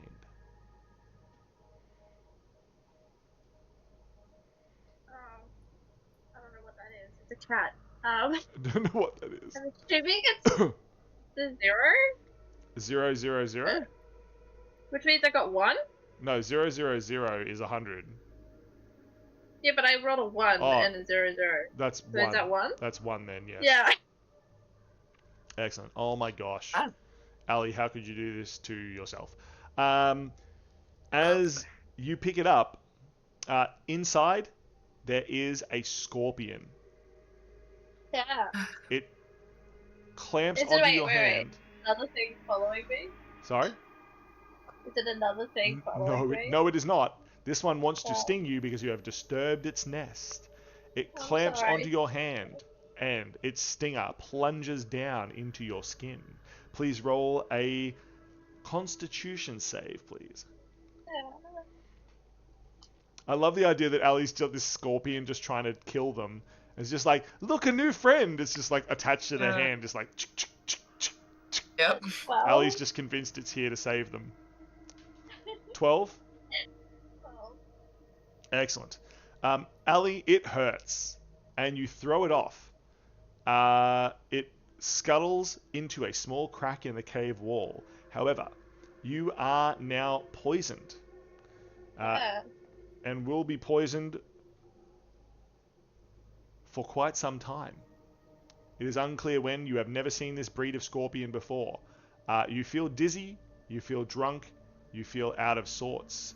You will be making attacks and any saves with disadvantage until the poison clears or you pass a Constitution save. Where's the At least- bullet? Sorry? At least it's got tiny million spiders on your legs. Yeah. Yeah. Requin. What is your roll? 23. 23. As you look around, you see that just ahead of you, there is definitely a trap laid in the floor to fool unassuming adventurers. So on the floor, like On the floor, yes. There appears to be Right. some sort of trap door. You can just make it out because it is slightly lower than the rest of the flooring here. where is the outline of it? Just here, where disembodied Okay. Hans is pointing out. Yep. It's only about 5 foot across. You could easily avoid it completely. Yep. Or you could try to disable it. Yeah, I assume she'll just like hop over it Excellent. Nice and easy. and not tell anyone about it. Of course. Ali, in your drunken state, what would you like to do? Eska, what would you like to do? I'm gonna walk back to Escott and try and tell him that there is something. So I'm It's assuming a Ali thing, walks but- like this, back to Eska. She's gonna try and explain that she got poisoned, but Excellent. don't know how well she'd do with that. Please make that persuasion check with disadvantage. Oh, that's sad. One of them was a 20. Anyway, it is 26. 26, even with I disadvantage. have plus Rude. 9 of persuasion. Anyway. It turns out that Ali gets more eloquent the drunker they get on poison scorpion stings. Ali is the most eloquent you have ever heard them, Eska. Oh yes. Please explain to Eska, Ali, about how you were poisoned in the most eloquent way you can. Use as many big words as possible. God, I had to think of big words at the moment. First, as searching for objects that have a peculiar coloring to them, I appear to have been stung by a creature that has poison inside them. Yeah. Eska? And the world is a little hazier. I've seen Interesting. 3 of you. I Was just- there always 3 of you? I love don't the remember. fact that like Ali is just that like person that gets drunk and then becomes like that expert on everything. Yes. Yeah, very funny. Perfect. So, drunk Ali is speaking to Eska. Requin, what are you doing? Eska, what are you doing?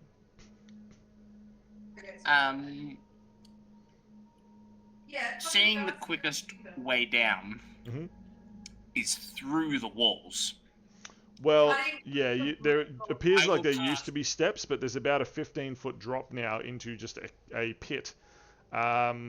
Or you can jump from here, which is about 20 feet, or you can move down through the walls. Or I can just cast Pass Without Trace and just move through the walls and appear in front of the door. Correct. Would you like to do that thing? Yeah. Eska drops through the floor and pops up in front of the door. Where did you go? I'm just down here, and I'll cast Prestidigitation and with a flame so Ali can see where I am. Perfect. And see in the dark. Yeah, but Eska doesn't know that. I feel Ali. like Ali would look over and be like, how did you get down there? Yeah. Ali, in your drunken state, could you please make a perception check with disadvantage? I think a 13. Let me check. Yeah, 13. 13. Excellent. You are just about to step off the ledge to join Eska downstairs when something in the back of your brain says, wait, that's a long way down, and you stop yourself. Yeah, it's like a step back and go. At some point, I will remember how to move down there, but at the moment, I'm staying up here. This feels like a lot safer place to stand right. Maybe I need it back from where I'm standing. Yeah, your head swims. Meanwhile, Requin, you see a long path with a ledge that runs down the entire length of the room. It looks like there used to be stairs leading down to the floor below, but they have long since crumbled.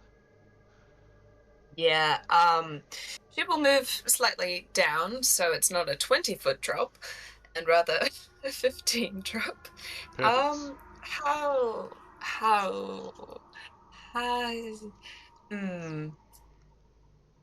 Yep. Okay. And she will I have in my inventory and everything that's not useful. Okay. I'd like to remind everyone, I did ask them to check their inventory before they went on this quest. I have a stabby stab thing. That's fine. Okay. Wait, my friends, do I know what they're called now? I have all my daggers. Oh, would you know they're called daggers? Interesting. While drunk, yeah. While I'm done. Okay. Yeah, no.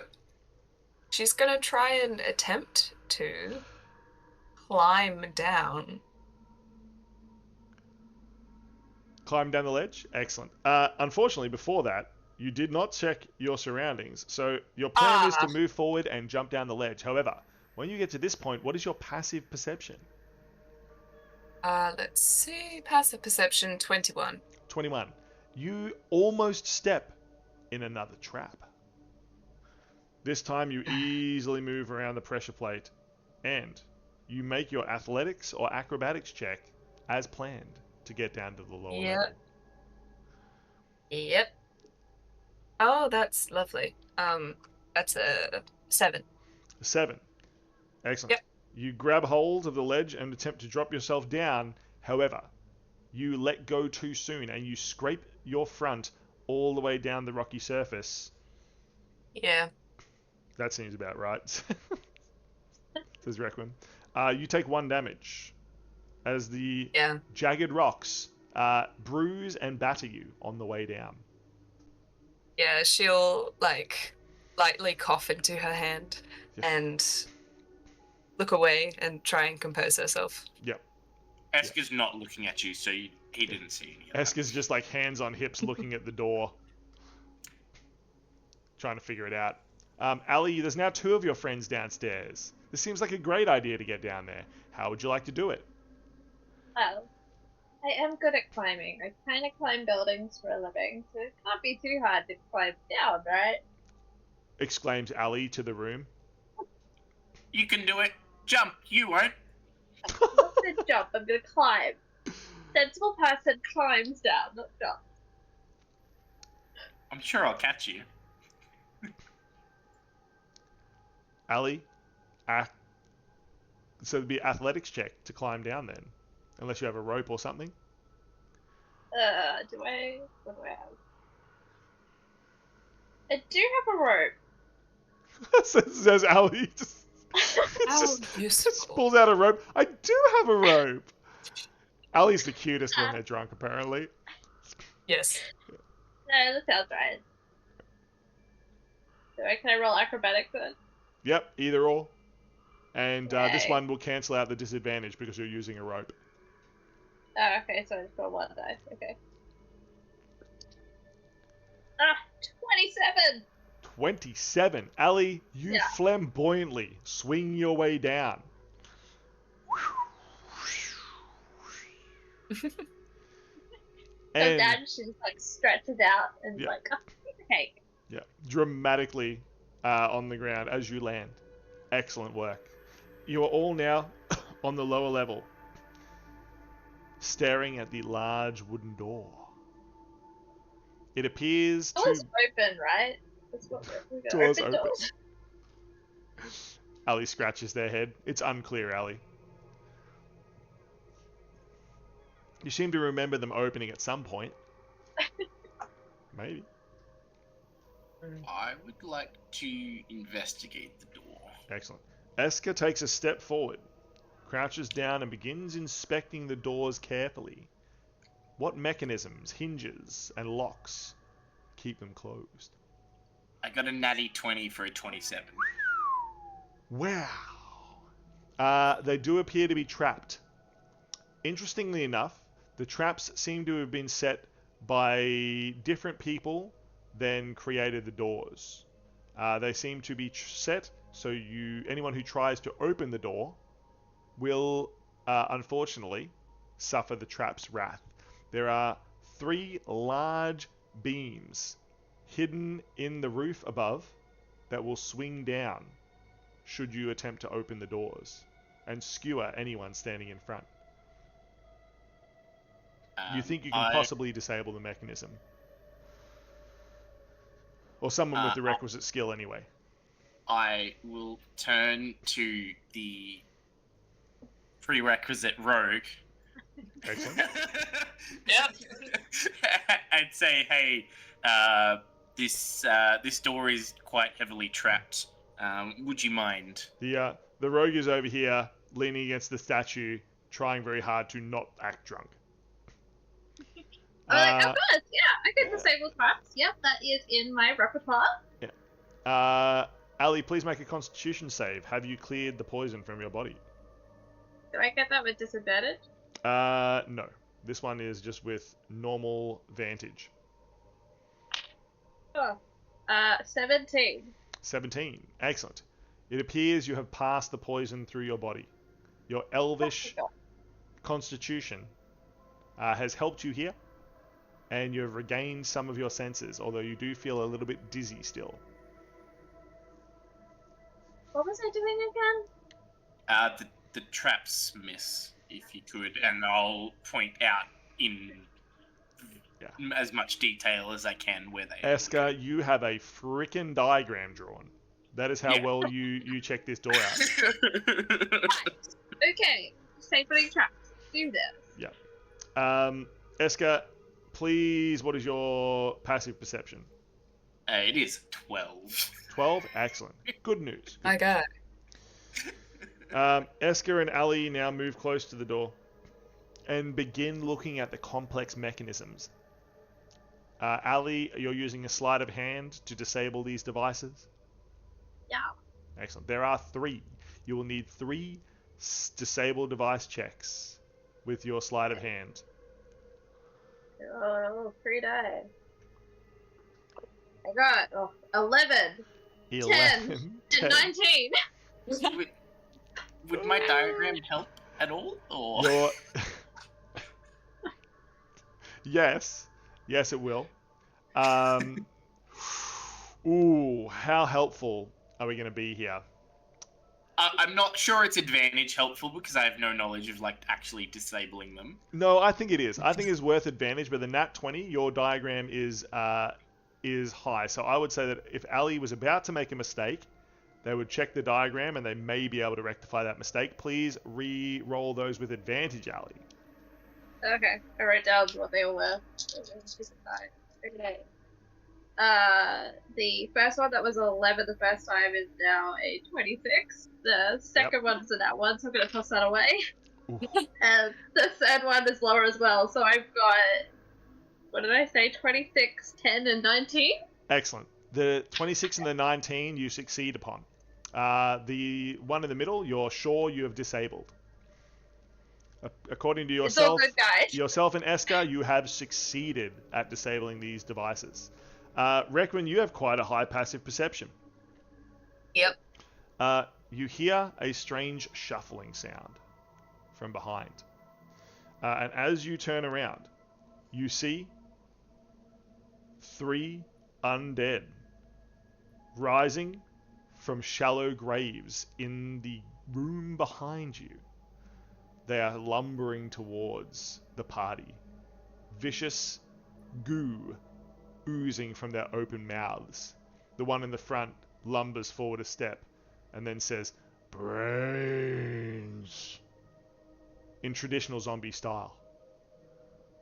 Party, you all hear this loud "brains" called out. You turn and see the zombies coming towards you. What would you like to do? Be on guard. We have unwelcome company. Says Requin. I'm assuming taking a half step back towards the rest of the party. Well, did we fight or do we go through the door and keep them locked in here? Says Ali as the zombies take another lumbering step towards you.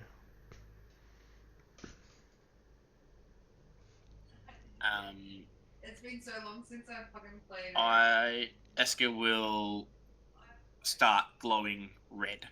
Excellent. Not a color you've ever seen Esker glow before. And both gloves will fall from his hands and he will dash at the first one, casting Vampiric Touch. Excellent. Esker leaps forward, casting Vampiric Touch on the zombie. For a dirty 20. Dirty 20. Love it. Esker, your Vampiric Touch touches the zombie in a very special way, damaging them. Deal your damage. Do it, Esker. I dare you. For 8 necrotic damage, and you'll also see some of Esker's wounds close. Excellent. Dirt and sand writhe up from the ground and fill in some of the gaps in Esker's hide. Since you're made of rock. Yeah. Yeah, says Esker. Ali. Esker has rushed in and attacked the first zombie. What would you like to do? Yes, that means we're fighting then. I'm going to shoot at the one on the right. This one? Yeah. Yeah. Excellent. Shoot it. Ali With my bow. fires It has their to be bow. pew-pew bow. Yeah. Make your attack. Oh. That's an 11. 11. Yeah. 11 will not hit Ali. Yeah, this is why I wanted to run. I can't hit things. I'm sorry to say. I'm sorry to say. That will not hit. Hey, thank you so very much, Percivalemon, you legend. Welcome to the adventure. We're fighting zombies. The zombies are after our players' brains in this ancient ruined temple. Thank you for joining in. Can they root out this ancient evil? So far, Eska has vampirically touched one of the zombies, and Ali has shot an arrow, apparently too scared or still too drunk from scorpion venom to actually hit the zombie. And Ali's gonna turn to Requin and be like, remind me to buy a new bow. Noted. Noted. Love it. Requin, what would you like to do? You write down in a notebook that Ali needs a new bow. Yeah, considering Requin has only seen Ali, like, shoot a bunch of trees multiple times. And Yeah, it's feel like, true. yeah. It's true. It's all been trees. We all know Ali has a vendetta against every tree. Yeah. I'm very conflicted with Elf, okay? Yeah. Conflicted with him. Yeah. Very inflicted indeed. Okay. I don't want to be close to these people, so I am going to step back. Thank you, Disembodied Harms. Could you move them back? Once again, cast my new favorite spell, because it does damage, apparently. Starry Wisps. Starry Wisps. Rain from the sky. Like shooting stars. It is a cantrip. That's amazing. I know. I will hit the one on the left. Excellent. The one on the left. Please make your attack. I'd like to say that is the third roll that has come up as a 4. Oof.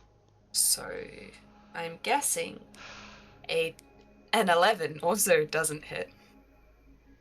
It sure doesn't. And the wisps whiz around the zombie, but they don't seem to be able to figure out where its actual body is. Your control over them is waning in this dark place. Well, it seems Iska is most likely equipped to handle this. She will give him Bardic Inspiration. Excellent. Pulling out your lyre, reciting a poem, just giving them a pat on the back. How would you like to inspire them? He will, hum a tune towards him, I guess. Yeah. Eska? Somehow Requin hums your favorite tune from your childhood when you were just a little pebble. It fills you with joy. And you have Bardic Inspiration for how much, Requin? You get a D8. Oh, a D8. Yeah, I leveled up. Juicy. It's rock music. Yes! Yes, it is rock music. Oh my god. It's specifically I Wanna Rock by Twisted Sisters. Bryn wins the internet today. Dear Lord. So good. Perfect. So you have Bardic Inspiration. Unfortunately, the zombies now all leap towards Eska. They snarl, each trying to bite you with their sharp, shattered teeth. I will be casting shield. Perfect. A shield zoom, pops up over Eska. The red glow that you are currently exuding, mixed with the blue of the shield, makes Eska glow purple. The first zombie walks into your fist, Eska. Would you like to take an attack of opportunity against it? Absolutely, because Vampiric Touch is a concentration spell. Perfect. The zombie you are already vampirically touching has just walked straight into your vampirically touched fists. For a 24. 24! Excellent. That will definitely hit. Deal some more damage, please, Eska. 12 necrotic damage. 12 more necrotic damage. The zombie falls apart onto the ground. The second zombie, You can't make this up. Just like to point out there. Everyone can see that disembodied Hans. Just lift that dice Yeah. up. That's a 20, isn't it? It sure is. The Yeah. last one was a 1. This one's a 20. As you punch the first zombie with your vampiric touch, the second one lunges and bites down onto your rocky forearm. That was hang on. I'm back to full health. But I'm gonna go back down again. Yeah. You take 8 damage as it bites. Please make a Constitution saving throw as its disgusting undead juices leak into your rocky hide. I got a nat 20 for a 23. Excellent. It apparently seems you are immune to being zombified. You weren't aware before, but obviously you are now. The next one also hits Eska, dealing 4 damage. 2 zombies now latched onto Eska's arms with their claws and their teeth. They're doing that. It's exactly what the zombies look like. Nice. Yeah. Eska, it is your turn. You find yourself in close proximity to zombies. 2 of them. Oh. Nomming down on your forearms. Neither of the other 2 have done any damage, have they? Yeah, these 2 did damage to you. This one's dead. No. Oh, these 2? No. Yeah, your party members. No. Listen, was Brother Oster, was he correct in his assumption of get us in and out of places, write down everything that happens, be the necromancer to deal with the undead? Yeah.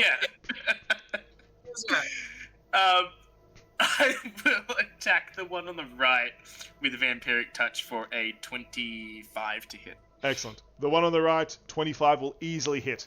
It is already touching your arm. All you do is power up your red Power Rangers forms. You know, everyone hears a do, do, do, do, do, do. And suddenly, it's just a scene of it's like a magical girl transformation as Eska turns red again. Excellent. 2 damage, Eska, please. Save me from myself. 9 necrotic damage. Now, do I round up or round down that? Always round down, please. Always round down? Yep. Cool. But yeah, 9 to the zombie. Excellent. The zombie is now hurt by the red Power Ranger Eska. That's not what I was going for. I need to see that. Oh no. Oh well. We knew this campaign was eventually going to devolve into memes and nonsense. We're here. We have arrived. We have arrived. Yeah.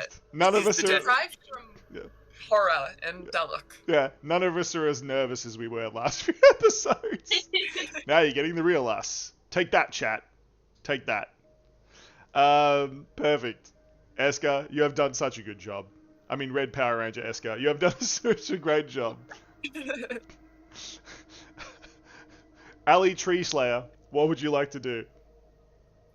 You see no trees around, but if you look at the zombie with squinted eyes, it kind of looks like a tree. Well, this is clearly not working, and I'm just gonna drop my short bow on the ground, and then take out my rapier, and charge forward and stab zombie with rapier. Excellent. You stab at the tree / zombie. If this works. Oh my god, why can't I roll? Good. Oh, 12? 12. Ali, It was better than your last one. Oh god. You are still suffering from scorpion venom. It's because I knew it was a rapier, right? Yeah. Yeah. I shouldn't have said rapier. Yeah. Too smart for this. Oh lord. You have stabbed thin air. Still suffering from the zombie, from the scorpion venom. You stab thin air. My eyes don't make sense at the moment. Yeah. As Ali looks at Power Ranger Eska and And Requin, you see that Ali's eyes are in fact currently crossed.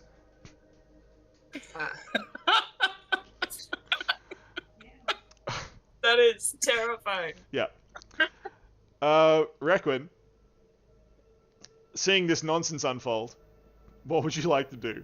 Your wisps are still hovering around, trying to find a target. Yeah. She's gonna try and direct those wisps once more. Excellent. But this time, it will do something, right? The wisps hover over in front of Requin. Requin says, "Right, sit!" And all the wisps just sort of like pop down. Like, "Do as you're told," and directs them again. Make your attack. Yep. The tiny little bubbles of light. 17. 17. Tiny little bubbles of light. Now fly Good luck. towards the zombies. Which one would you like to attack? I'll go for the one on the right. The one on the right as well. The one between... Yes. A flurry of tiny, bright white lights, humming and buzzing frantically, scoot between Ali and Eska, pummeling into the zombie. Deal your damage. That will be 11 radiant. Excellent. It rips the zombie apart. The wisps, you hear their tiny little voices as they succeed. They're very happy with themselves. The other zombie, however, is still attached to Red Power Ranger Eska's arm. Your armor class, Eska. It would be 12. 12. It hurts again, biting deep into your rocky flesh, dealing 4 damage. Crunch, crunch, crunch, it says. Eska, your response? Is another vampiric touch. Excellent. Your Red Power Ranger arms glow again. Make your attack. I fucking hate it so much.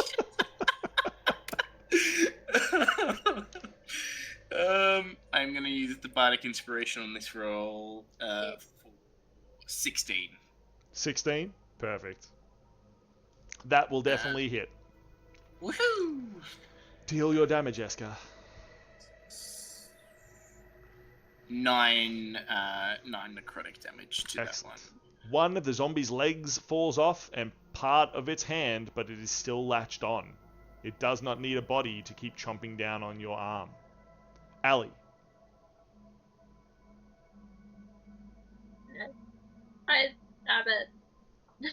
Shaking your head clear, you stab at it with your rapier, aiming towards Eska, then the zombie, then Eska, then the zombie. You stab.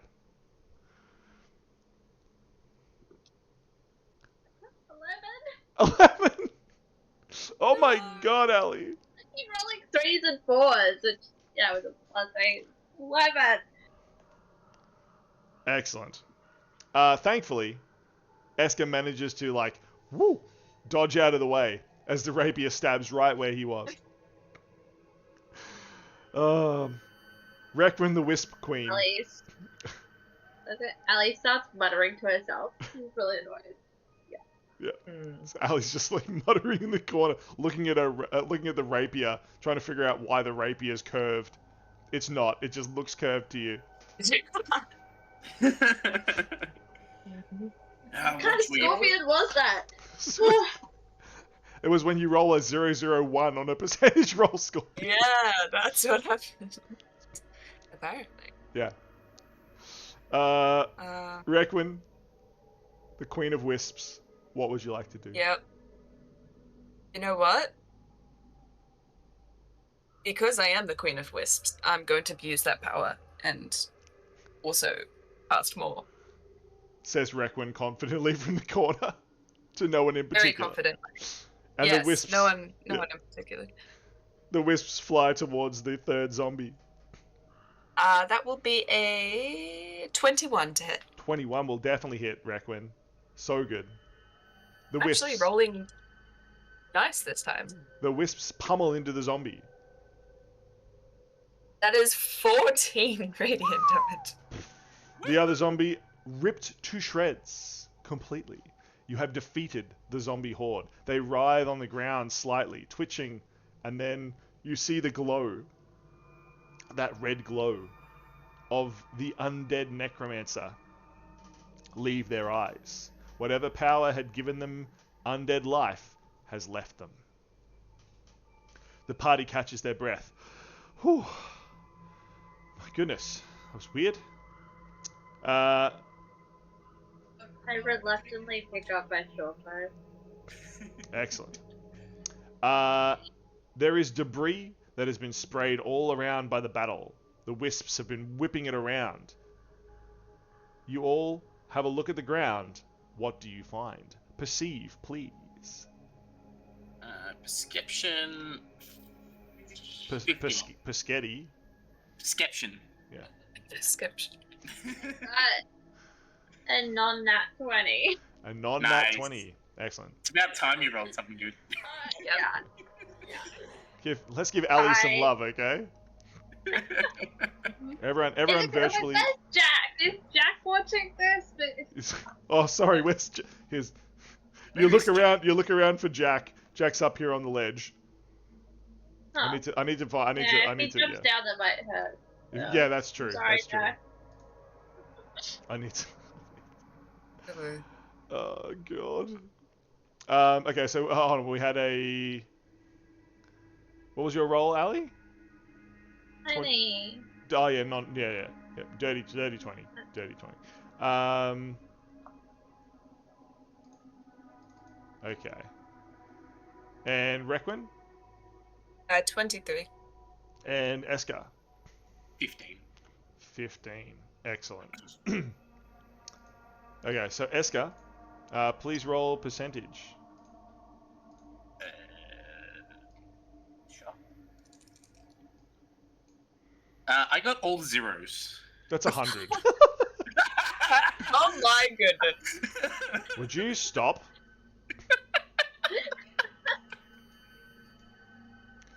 Those two are both in shenanigans. Yeah. Do you want the photo? 'Cause It's I fine. feel like that's the rarest roll you've ever seen. It's fine. We all believe you. Okay? We all believe you. Okay. So in that case, 100%. Goodness me. Where's the items? Let's find an item for you at 100%. 100%. Goodness me. It's way down near the bottom. 100%. Wow. Eska, in the debris in one of the graves, it seems this zombie was a witch in life. And in the grave goods, you find their broom. Oh. It is a white moth broom. It is well known. It is a racing broom that's even faster than the Nimbus 2000. It's like a broom of flying, except it has a fly speed of 60 feet. Holy shite. Says Eska as they pick up the old ancient broom in their hands. Is that safe in his hands? Definitely not. It has no seatbelts. Can we all get an F in chat for Eska?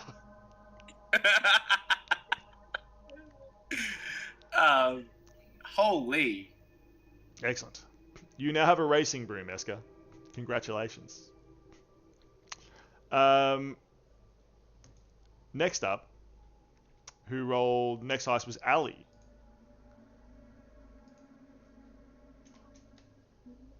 Can you roll percentage for me?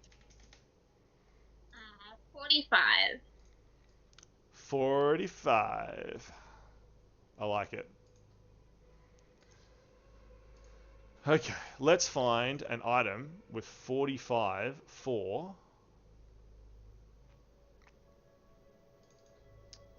our alley.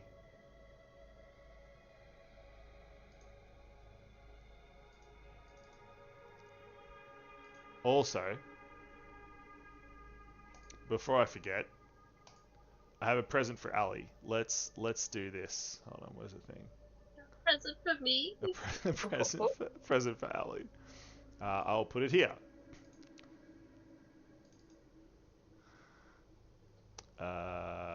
Boom! It's Jack. It's Jack. Jack the Lantern exists. Yay. We're like best friends now. Yes. Okay. Ow. Browsing. What did you say you rolled? 45? 5. 45. Ooh, interesting. Ali, you find yourself what appears to be a gravestone, but when you pick it up, you see that it is actually a weapon. Oh. It is a grave dedge. It is a +1 maul. Very heavy. The inscriptions have long since worn away, but it seems the warrior buried under this gravestone reached up and decided to show that death would not stop them. It is very heavy, but valuable. I am very weak. Luckily, Eska has some sort of horse that they can summon.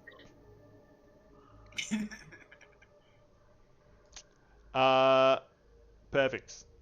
You've written down that one down? Yeah. Perfect. And Requin, what is your percentage roll? Percentage. Yeah. 75. 75. You guys are rolling so good. How lovely for us. Yeah. So good.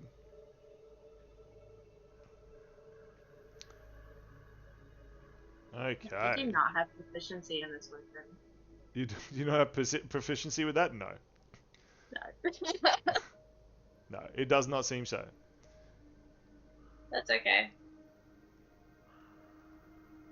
I don't seem to have proficiency in a bow either, so... You don't have proficiency in a bow. I was just for a second, I was like, wait, what, really? And I realized what you were saying. It's totally fine. Totally fine. Oh, excellent. You find a Quetzalcoatl. It is an ancient gauntlet. Standard for all soldiers protecting the capital in times long past. It has lost most of its power, but it allows you to channel the ancient dragon and triple your jump distance for a single jump per long rest. Interesting. Says Requin as they pick up the ancient artifacts. So, now with Jack the Lantern joining you. Yeah.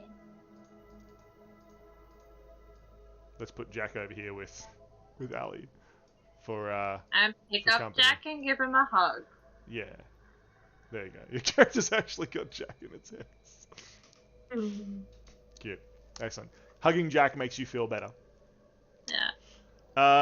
Eska, what would you like Yes. to do with the bodies of the dead? Well, first of all, I will turn to Ali and go, Jack's appeared. May I hold him for a minute? Why? You'll see. Do I trust it? Do I trust it? How persuasive are you?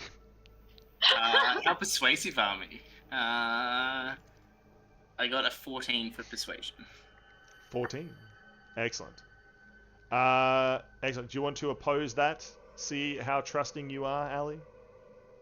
Oh, I mean, I've been rolling horribly, so who knows how this will go. Rolled a nat 20. Excellent. Eska, what are your intentions? Ali has figured them out. So I would have to reveal exactly what I'm doing. Yeah, Ali knows. I just need to know if you're gonna do something good or bad. It's kind of all she's trying to figure out. Oh, it's definitely good. Okay, she'll give you that. I will. Oh, hold on, that's my I cue. Let me just let me come over here and wait. Where's Jack? Here's Jack. Let's move Jack. There we go. I will take hold of Jack and I will ruffle around in some of my pockets and pull out a very old piece of paper and hand it to Requin. I don't have a thing for a little piece of paper. No, it's fine. It's fine. That's right. It's fine. As Requin unfurls it, she will see it is the violin part of This Is Halloween. As I cast Oh Animate my Undead and attack Jack to a skeleton. Oh god. I have the pumpkin king. Okay. Look, listen. I just made this thing. Now you're telling me I have to like add a skeleton body to it? Okay, I'll do that. Absolutely. Chat. I'll do this later. Oh. I will also expend a more powerful soul, and he will have another 8 hit points. Hold on. Just... Oh my god. There we go. That's Jack now. Oh boy. So you now have a skeleton. Allie? Hey. I just assume that Jack is always looking at the camera as well. Just like fourth wall breaking. And with the other bodies, I will burn them. Excellent. The bodies are burnt. Jack has been born. Loot has been looted. All that remains is the doors of wood. The ancient doors that lead below. Doors that open. Doors that definitely open. Definitely. Who would like to open the doors? I remember how doors work now. Yeah, roll Constitution as well. Let's see if we can cure you of your scorpion venom again for the second time. I can't tell what I think. Oh, I think that's a 6. So I'm rolling my cat die, and some of them are huntery. Yeah. Which goes up to an 8. Nice. Wow. You were cured last time. I'm not sure if you are this time. Some lingering poison Yeah. in my hand or something. Yeah. I didn't actually cure the wound, so the poison came back. Meanwhile, Why would Eska have just a piece of paper of that "This is Halloween" in sheet music?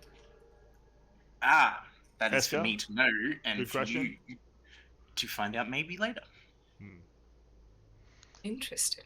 Esker is being coy about the situation. But am I poisoned again? No. I'm just trying to... trying to Sorry, trying to did cure you Reckwood from the actually yips. play the music or not? We This never is very asked. important. You will, like, subtly look towards Eska as if, like, asking him, "Do you seriously want me to play this?" Of course. Oh, I'm like, Esker has never been more gleeful since you've met him. Alright, fine. She'll pull out and start playing it. Excellent. This is Halloween plays. Jack is born. Does Jack like the song? Jack is dancing to the song. Yeah. Yeah. I just imagine whenever anyone forgets Jack is there and turns around, it's either This is Halloween or Spooky Scary Skeleton starts to play and Jack just smilingly starts dancing to it. Yes. Yeah. In any case, who wants to touch the door? We got rid of all the traps, right? Yes. Heard to Esco, right? That was all the traps, right? As far as I can tell, looking back at my drawing, looking at the door, looking back at Ali. You make Jack open the door. You know what Jack did? You know what Jack did die? Come on. Jack can't die. I killed him twice last time. We Oh, came fair. back. Fair. I guess. Ask Jack to open the door. Excellent. Jack, oh, this is gonna be hard to do. Disembodied Hans, you move Jack, and I'll move the digital Jack. Oh no! Go Jack! Gone the wrong way. Go Jack, go! Doing it. I'm not doing it. This is the worst. Disembodied Hans, get your shit together. What are you doing, bro? Is Disembodied Hans drunk? Yes. A little It's the bit. Scorpion's A little fault. bit. It's the Scorpion's fault. Yep. It stung Hans as well. Yeah. Disembodied Hans was stung also. Excellent. Jack gleefully opens the door. It appears one of the traps was not disarmed, and a huge swinging bar swings down and pummels Jack, splatting the pumpkin and the skeleton everywhere. However, at the same time, a pumpkin and skeleton of Jack moves from a shadow in the back of the area and moves forward, smiling at Ali. It's the most confusing pumpkin in my life. The most confusing pumpkin of my entire life. I never have thought to I'd hear agree that with said, you. but... Oh, God. In any case, the doors are open, and inside you hear the wind of decay and death, the smell of the crypt waft out. It is cold. Sounds like Eska should go first. Says Ali, give me a friendly pat on the backside. Go on, Eska. I'll gleefully stride into the unknown. Strutting again. Yeah, absolutely. This is my element. Eska's having the time of his life. What would you two like to do? It will follow and like a Jack, and hope Jack follows. And Jack follows as well. Jack will obey everything. Yeah. And you can bonus action command him to do whatever you like. He's just off the map, but still staring at us. Listen, it's Yes, commitment. I reckon we'll It does. Commitment to the bit. yes, commitment. Yeah. Reckon you find yourself alone in this spooky chamber. Yeah, she will follow through the doors cautiously. Excellent. Cautiously through the doors and into what lies beyond.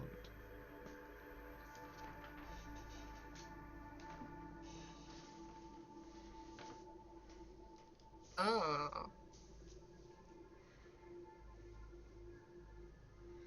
Why is this place so pretty? Says Ali. As you step through the doors, Esker, Ali, Jack, and Requin. Let's get Jack. Again, always looking at the camera. Perfect. So, as you enter the room, Esker, you feel a dark presence somewhere nearby. Oh. Hmm. I would like to cast Detect Magic. You'd like to laugh maniacally in the background? Yeah. Detect magic.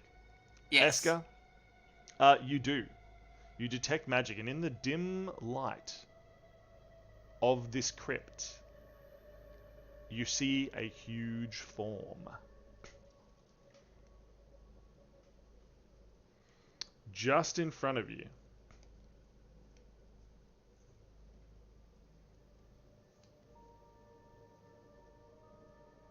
is a large gelatinous cube. Oh, yay. And in the very center of that cube is some sort of living undead Lich King. Let me... You gotta sleep. You can't make me say it. Bryn's trying to get me to say the forbidden name that must not be said. Devious. Rude. Someone got me with that once. Literally, we were playing streamer bingo, and I read their comment, and it was the thing I wasn't supposed to say. I'm not falling for it this time. I'm much too smart. That was Nietzsche. He's very dumb. I'm much smarter. I'm a dungeon master with sharp teeth for eating players. So, don't listen to that Nietzsche guy. Inside. Oh, now I get to do the thing. Ooh. Cool. Where is Is it? it the thing? Yeah. Let's hold on. Let me do the thing. I need to figure out the thing. Yeah. I'm doing it now. Haha. Okay. Let's activate the thing. Where is it? Where's the thing? I did a thing. Now I've lost the thing. Aha. Here. Okay. Boom. There's a border. And boom. It's a Lich King. Oh. I will call out and say, I should have known. Inside the goopy gelatinous cube, the Lich King points directly at Eska. Ah, Necromancer! I know just what to do with your essence. Your sweet, life-giving essence will revive me. I have survived here. For endless years, you shall not defeat me. He says. We'll see about that. Your time has come. Excellent. And I will cast Shatter on him. It is too late, Eska. You Oh, is it? Yeah, wait. Okay. Who finished the last zombie battle? Not me. Yes. Requin did. The Lich goes first. The giant cube moves forward at a blistering 5-foot pace. Wow. However, inside, the Lich King casts spells, and out of the ground nearby, spectral apparitions erupt out.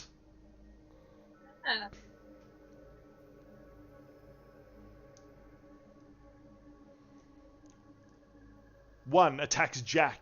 He merely swats it away with his skeletal hand. However, two attack Eska. I almost said the forbidden word. That was really close. I caught myself mid-G there. Two attack Eska.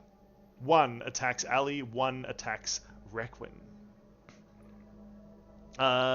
Please all make a dexterity save as the Lich's undead henchmen loom out of the ground towards you.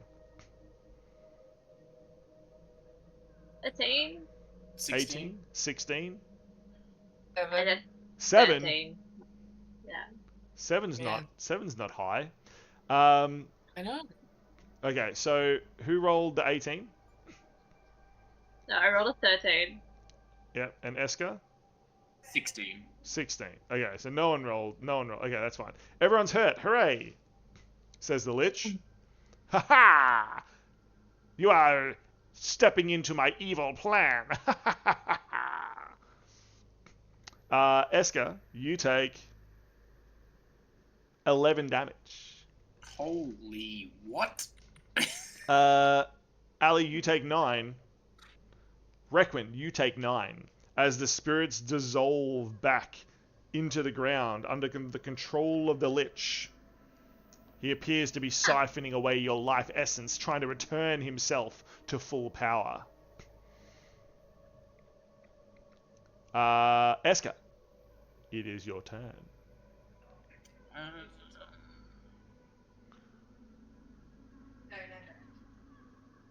you're still young at heart. You're just small. How tall's the roof? The roof here is about 20 feet high. Okay. It has been carved directly out of the mountain itself, although it is crumbling in places. I will... Yeah, I still think I will... Yeah. I'll cast Shatter on the Lich. Yep. Which is a con 15 save in a 10-foot radius. I'm not sure if the slime's different, but... They both fail. Both the ooze that the Lich lives in and the Lich themselves. They will take 14 thunder damage. Boom! The thunder crackles. The ooze says... The Lich says, "Ah! How dare you!" As his bones, his very form is damaged. I will then proceed to jump on the broom and fly to the as high as Let's I Let me just give you a broom here. can. There's your little broom. Whee! I'm just imagining you're like Silver Surfering it around. Yeah, pretty much. Yeah. You are up high. I could actually probably put you on a flying platform. Here we go. Yeah. Improvisation.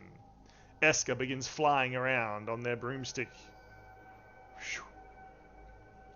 Ali, what would you like to do? Does the lips look like a tree? It does. Yes. You Yeah. convince yourself of such. I'm gonna try and shoot it with my bow. As you pull out your bow, the Lich says, Wait, I'm not a tree! As the arrow flies.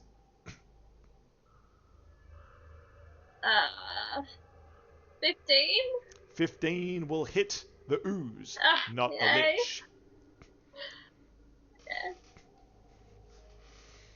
Deal your damage, Ali. 9 points of damage. 9 points of damage. Excellent.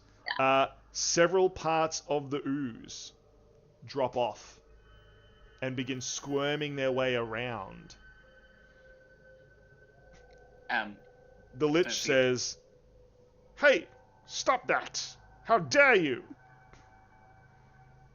I'm gonna look to Jack and be like, go attack. Go attack. Jack gleefully lunges at the closest ooze. Let me just move Jack. The digital part of Jack anyway. There we go. Jack has skeleton stats. Make an attack, Ali.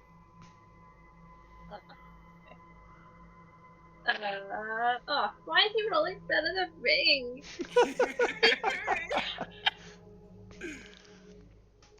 Jack the Indomitable.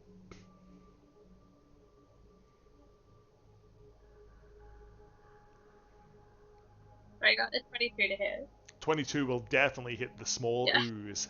The small gelatinous cube trembles like a bowl full of jelly under Jack's pummeling skeletal claws. Deal your damage. 7 damage. Excellent. One of the oozes fizzles away. It lets out a high-pitched sort of deflating balloon noise as it dissolves on the floor. The Lich, seeing that, hey, don't touch that. That's part of my thing. Ah, you fool. Reckman. It's like, Jack, keep attacking. Jack, keep attacking. He will just obey the last command, so you don't have to keep doing that. You can just direct him. Explains Eska. I don't know how magic works. I'm a rogue. Oh, God. How did this Lich cast the spell? How? To summon? Yep. Like, what kind of components did you use? He seemed to just raise his hands, and the spirits raised up out of the ground. Looking around, you can see he has been raiding the graves here for quite some time. They are all very empty. All right. Recently, having pulled out her viola, she will pull it out once more, and more of like an upbeat tune to her normal sadly melodies, and will cast Moonbeam. Ooh. Placing the cylinder on the Lich. Must make a Constitution saving throw. Ooh. I do like constituting, says the Lich. That's terrible. Absolutely terrible. That was an 8. Oh, do you now? Yeah. Okay. So dead. Do you now? Weakness? Alright. Cake. Great. Yes. Cake is my weakness. Hello, Bananica. Hello. That Jet will be lag 16 is rough. We did assume you may have had some jet lag. We did assume. Sorry, how much damage was that? That was 16 16. Excellent. radiant damage. Yes. And that is against the Lich. Brutal. The Lich suffers terrible pain, and he screeches, "Ah! Stop that! How dare you bring this light into my tomb!" And she recoiling will also. away. Oh. Yeah. She will also play a very short extract of This Is Halloween and give more bardic inspiration to Eska. Yeah. Bum, bum, ba-da-dum, bum, bum, ba-da-dum. Eska, Okay, you are happy about this. However, the Lich and its oozes attack. Several of them are close to Jack and move. This one is aimlessly moving around the back of the room, and this one is aimlessly trying to reach up and attack Eska, and failing miserably at it. The Lich, however, says, "Ah, who are you? How dare you?" He looks towards all of you. We are your doom. "Then I shall doom you all with me," he says, and begins to pull with spectral power at the roof itself. Everybody please make a dexterity save as huge chunks and boulders begin to fall. 14. 14? Excellent. I I mean, also the got Lich 14. says, with two of you getting 14, the Lich says, "Ah, excellent!" There's 7. "Even more excellent! Twice as so!" I'd have to roll for Jack. Sure. I mean, Yes. yeah. Jack got 6.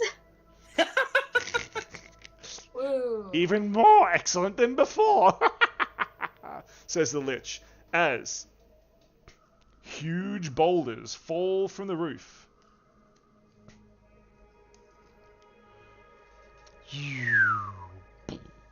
Eska, you are knocked from your broomstick and crushed by a boulder. Jack, completely crushed by a boulder, immediately just steps out of a crypt nearby. Okay. The Lich Can looks I- the Lich looks over at Jack. He says, "What the hell is that skeleton made of?" And a boulder falls each on Requin and Ali. Can I uncanny dodge it? You can, Ali. You can. Yeah. Oh, Eska, that is 12 damage. Get Oh. out. That was Oh, max. no. Max damage. No. 3 damage to Ali. 8 damage to Requin. These are big Okay. boulders.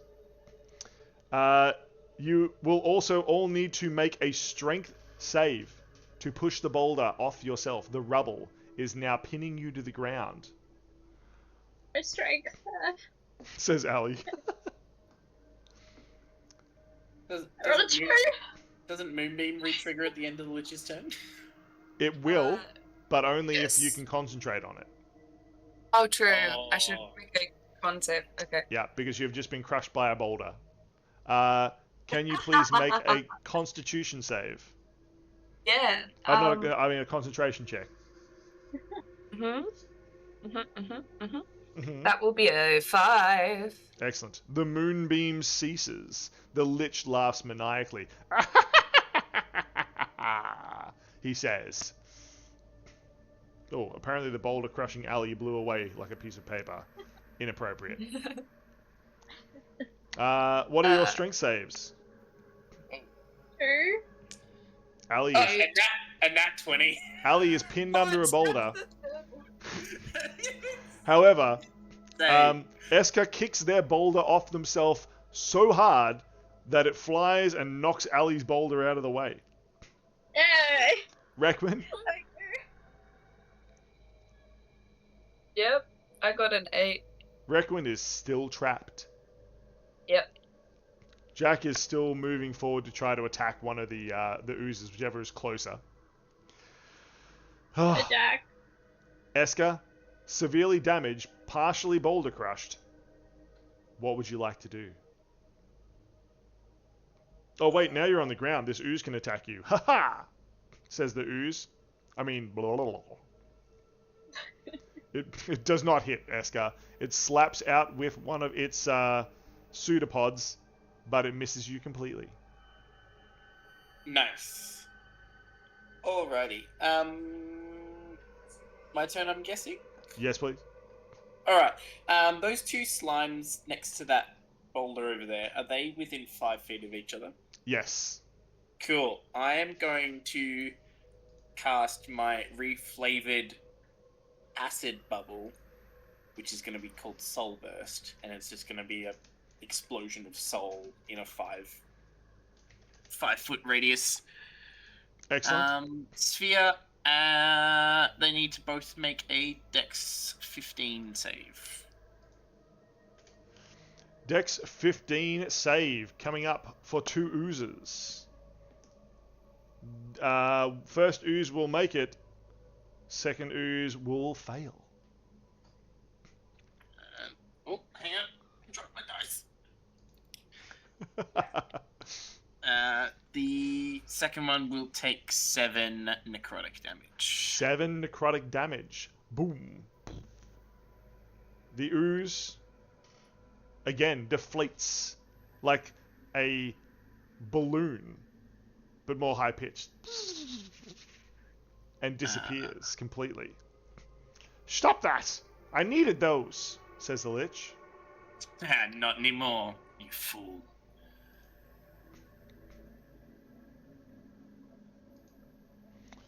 Excellent. Ali, what kind of action will you take here? Gonna shoot the king. Shoot the Lich 'Cause King. he looks like a tree. He does Yeah. look like a tree. Very like a tree. Very true-like. Attack with my short bow. Yeah. Oh look, that was better than before. 16. 16 will hit. Thump. It pummels into the ooze and hits the Lich King inside. The ooze begins to jiggle like jelly again, as if preparing to fall apart. What? No! Stop that! Says the Lich. Deal your damage. 7 damage. 7 Yeah, damage. Yeah. Brutal. Well played. Anything else you'd like to do, Ali? Nah. Nah, says Ali, crossing their arms in frustration. Oh, Jack can move. Yeah, Jack absolutely can move. Jack is going to move over and attack the closest little ooze, which is the one in front of Eska. Still looking at the camera, Jack swings. They make an attack. Attack, Jack. He got a. Oh my god, he got a 19. Jack's better than me. Jack's the goat. The Lich, flashes his head across to the skeletal Jack, who's ripping another ooze apart. What's going on? Where did you find that thing? Sorry. Find. You don't find. He just disappeared. You create. Jack does 4 damage. 4 damage, excellent. It is enough to disintegrate the tiny ooze, and Jack claims another victim. I think Jack's my hero. Jack's my hero. Yep, it does seem that way. The Lich seems terrified of Jack at this point. Requin, you are still stuck under a boulder. Would you like to make a strength save?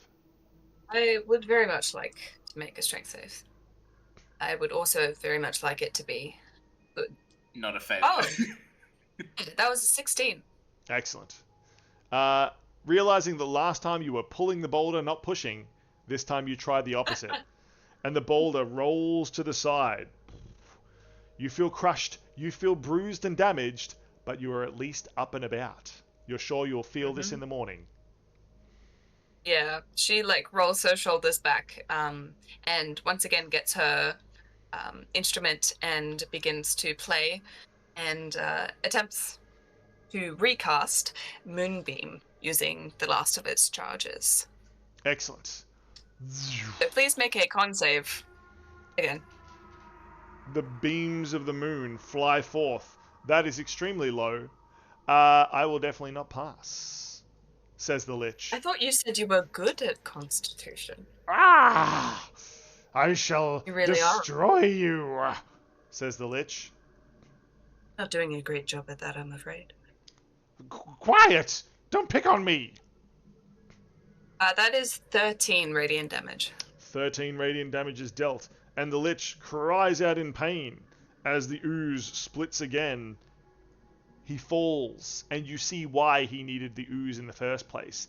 His rickety, broken form can barely hold itself up without the supporting structure of the ooze around him. He stumbles around. Ah! Stop! I need those! The oozes immediately lunge at the closest creatures they can. 2 against Eska, 1 against Jack, 1 against Ali, 2 against Ali. Another one just sort of scooting around, eating, it seems to be like nomming on a piece of skull that it found over in the corner here. Jack, invincible as always, the ooze misses. Eska, your armor class, please. 12. Excellent. Both oozes will hit you. Ali, Yay. your armor class, please. Oh, God. 16. Both will miss. Yeah. Yay. Eska, you take 4 acid damage. Jack takes... Oh, sorry. Ali takes 4 acid damage as well. Oh, no, they both miss you. Disregard. I forgot what I was doing. Only Eska takes damage. That'll teach him to exist. Perfect. And the Lich, now, Rickety, has lost his lair actions. He seems to be struggling. He looks at the 4 of you and decides that either Jack or Eska is the greatest threat. Quickly deciding, he picks Jack and fires a huge blue hand of dark energy towards Jack. Making an attack, it hits Jack, crushes him completely.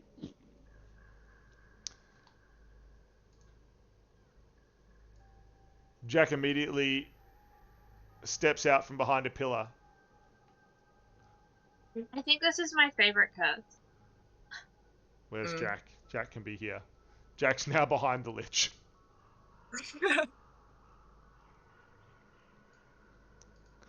Again, dancing to either This Is Halloween or Spooky Scary Skeletons at all times. Oh, God. Eska. The Lich seems powerless now. Without his ooze body to hold him up, he's frail and damaged. I will cast Ray of Frost on the Lich. Yes. Yeah. An icy beam collides with the Lich. Ah! He says as it hits. A dirty 20. Boom. Deal your damage, Eska. For 10 cold damage, and his speed is reduced by 10 feet. Excellent. He now moves at -5 feet per turn.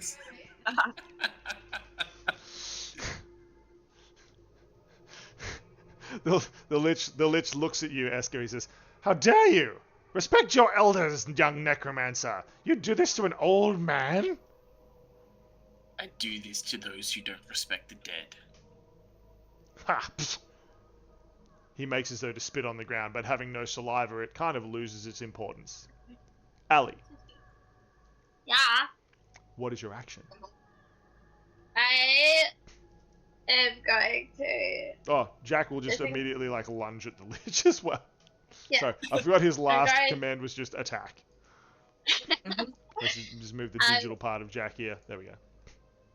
I'm going to disengage from the ooze right next to me. Yep. And I'm gonna walk up to the king and I'm gonna I'm just stab assuming him. like heroically rolls up on top of one of the tombstones here. One of the I've forgotten what the word for them are. What are these things? Crypts, tombstones, graves, sarcophagi. That'll do. I do attack. Excellent. Attack. Oh my god. 14? 14 will hit. The Lich is poorly armored. As the arrow is drawn in the bow, he looks at Ali and he says, "Please, no, wait! I have a family. Look!" And he holds up like two like little skulls and makes them talk. "Please don't hurt my dad." Yeah, well, look, I don't have a family. At least I don't think I do. So, tell me what that's like. Yeah, as far as you know, these could be your family, Ali. He could be disrespecting I don't your even know dead how old elders. I am. That's true. I could be older than you. I don't know. The Lich looks confused by this as the arrow punches into them. What's your damage? 10 damage. 10 damage is dealt. Ooh. The Lich collapses to the floor. Ah! Oh no, my cousins. The Lich, its bones falling apart. The oozes quickly scamper off and dissolve into cracks, now no longer under the control of the Lich. There we go. Sorry, I can help sometimes.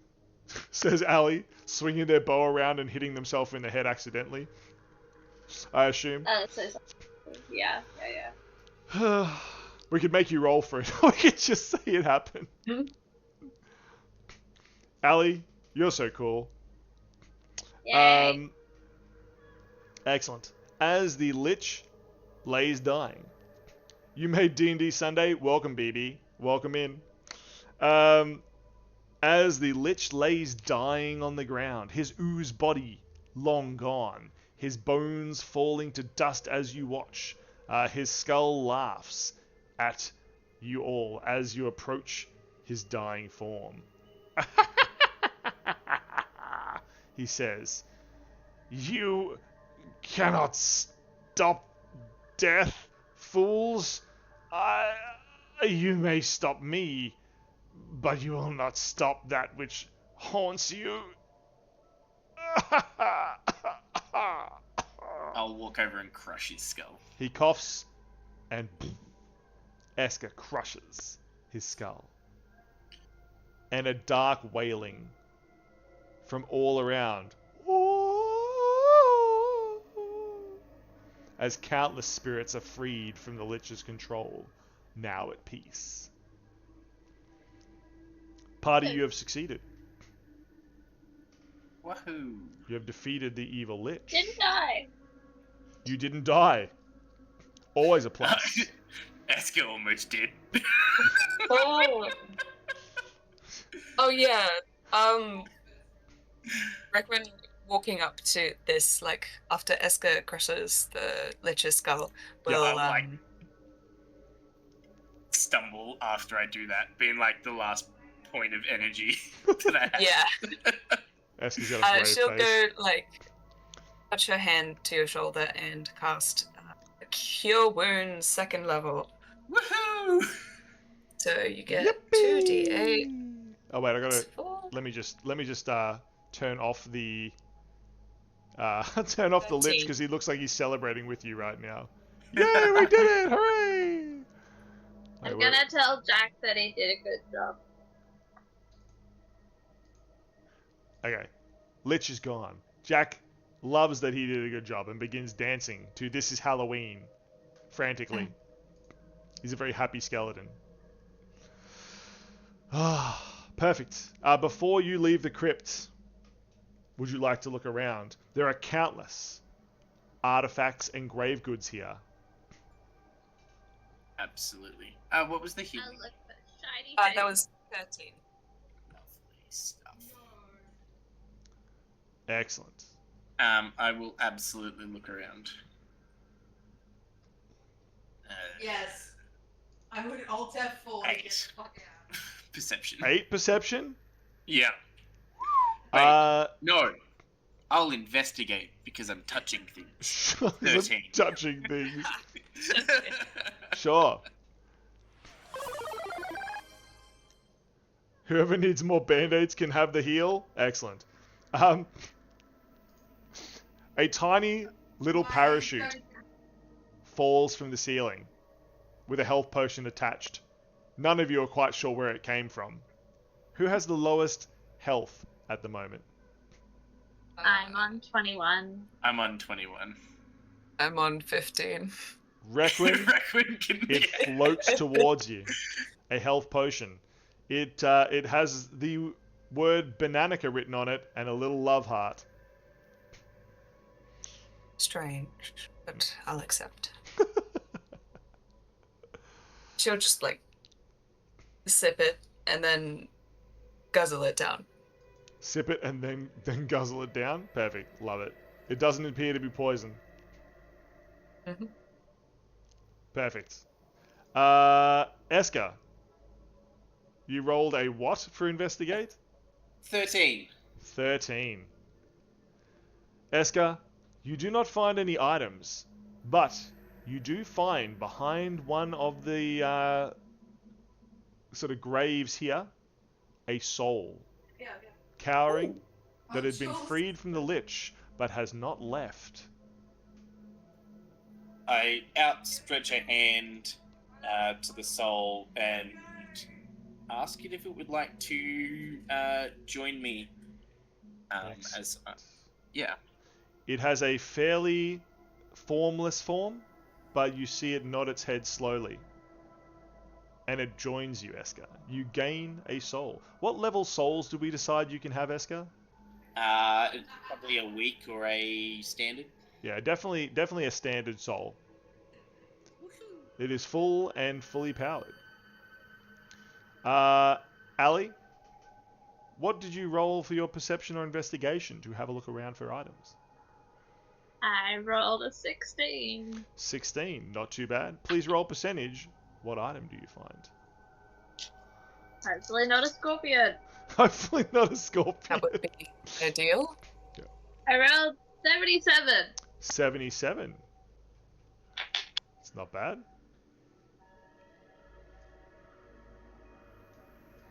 Let's scroll down here. Ooh. Not bad, actually. You might like these.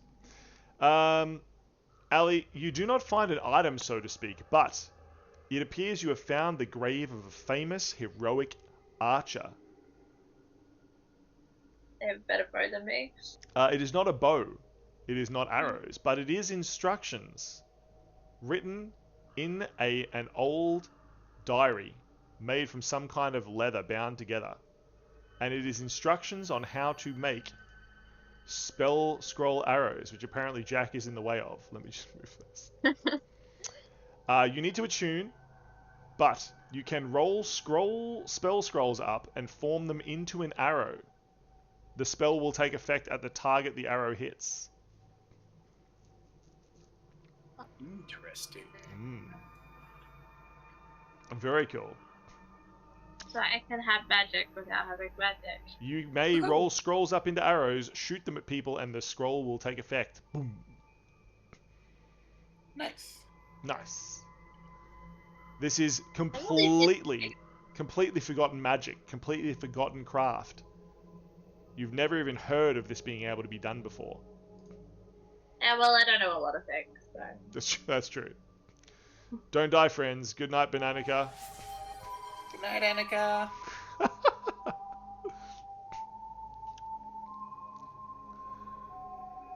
Grim, welcome in. You see dark fog appear. And the spectre of death shows up. Requin, what did you roll? For perception, 10. 10. Fantastic. Yep. Excellent. Requin, you do not find anything. All the objects and things here are just mostly gone. Nothing really useful. However, you do find an evil skull. Ah. It seems to be sort of darker and more mysterious. Something tells you should keep it, but it gives you bad vibes.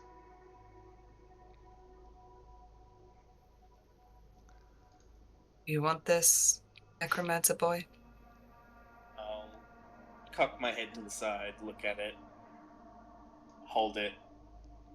Sure. Excellent. You have a bad vibe skull. Surely nothing bad will happen with that. Oh, Grim, we're doing good. Thank you very much for asking.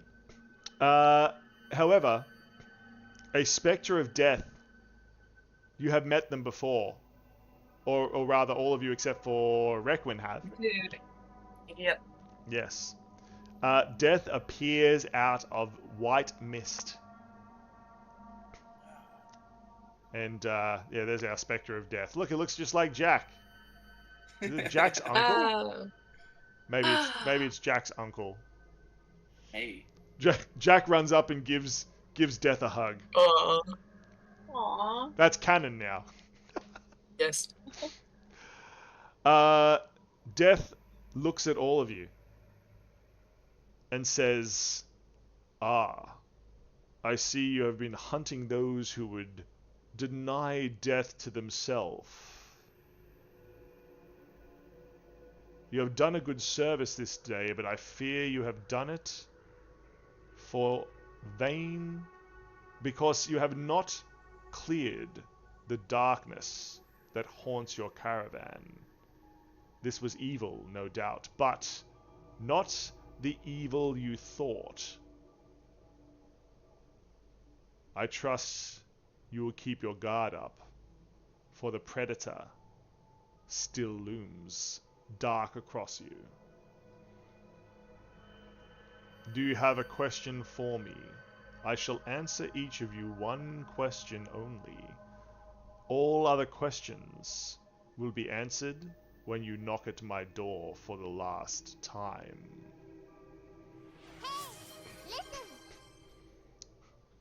What would you like to say, Grim?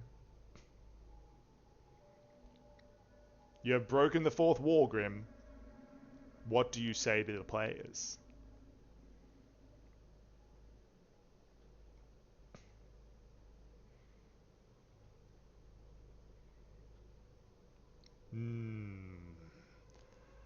Players, you feel frozen in place as a voice booms all around. Do you have any question you would like to ask Death? I turn to Death and say, I am spent. Would you grant me some magic powers so I may continue safely home? Perfect. Yes, indeed. Death puts his hand on... What item do you have currently as your weapon? Well, it would be the staff that's on my back, but it could also be the lantern that I almost always am holding. Excellent. Death touches your lantern, and it begins to glow. This shall guide you. You may not know it now, but it is your savior.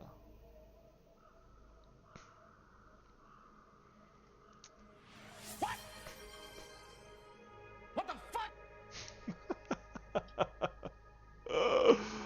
Bloody swap. Not a...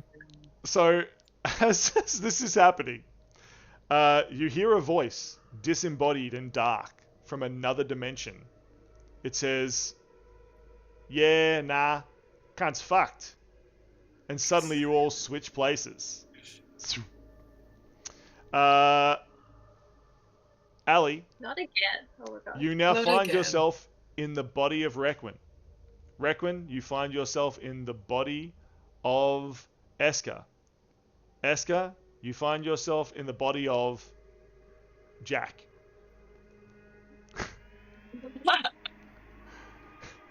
Does it mean Jack's in my body? Yeah, he is. And Ali begins dancing to spooky, scary skeletons. Oh, Lord. Okay. So, Eska, you are now in the body of Jack. I'm in the body of Jack. Oh. Yeah. Okay. Ali, who is now in the body of Requin, what question do you have for Death? Well, before her body was switched around, she found herself looking at her breaker bracelet on her wrist, and like, she could ask any question. She's gonna ask, what is my name? An excellent question, lost one. He touches Ali, not Requin, but touches the actual body of Ali on the forehead. The knowledge will come to you as though in a dream. You must learn who you are before the beast strikes again. You feel an overwhelming sense of calm, Ali, as this happens. No. You know that you will find again your lost heritage. Love you, Grim. You have a good one. Thank you so much for causing chaos.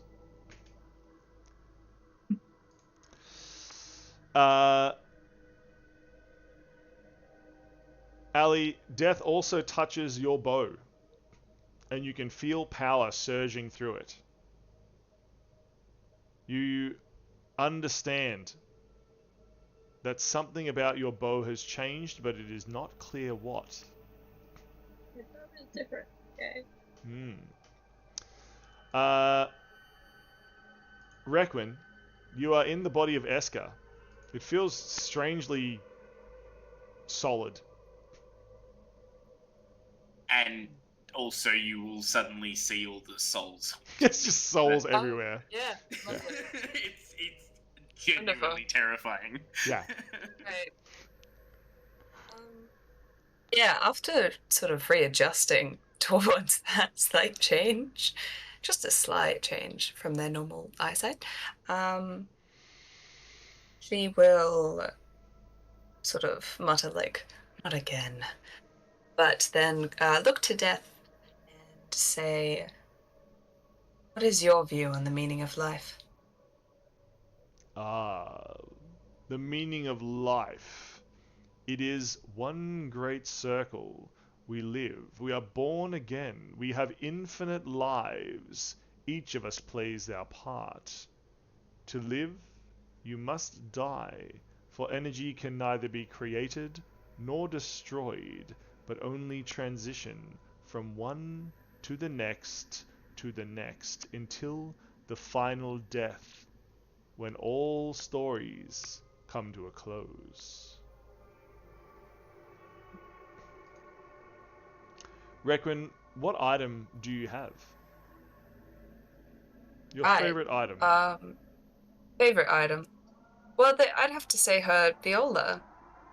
Excellent. But the souls of lost children in it. Death caresses your viola as though greeting an old friend or comforting a child. And you feel his power drift into it.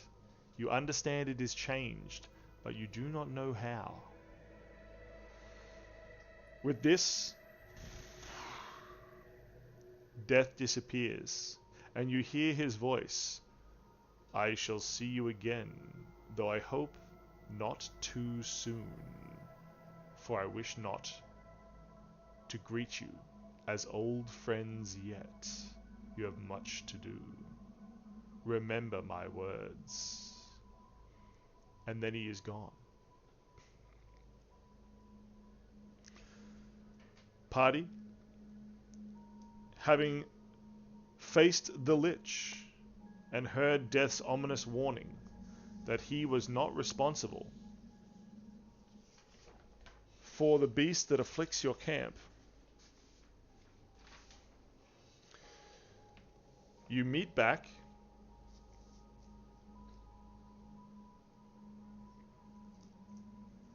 in the caravan.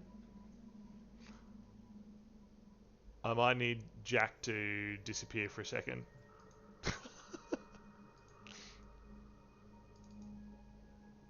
You meet back in the caravan of Lelia. I can make them little minis. There we go. Lelia and Georgie.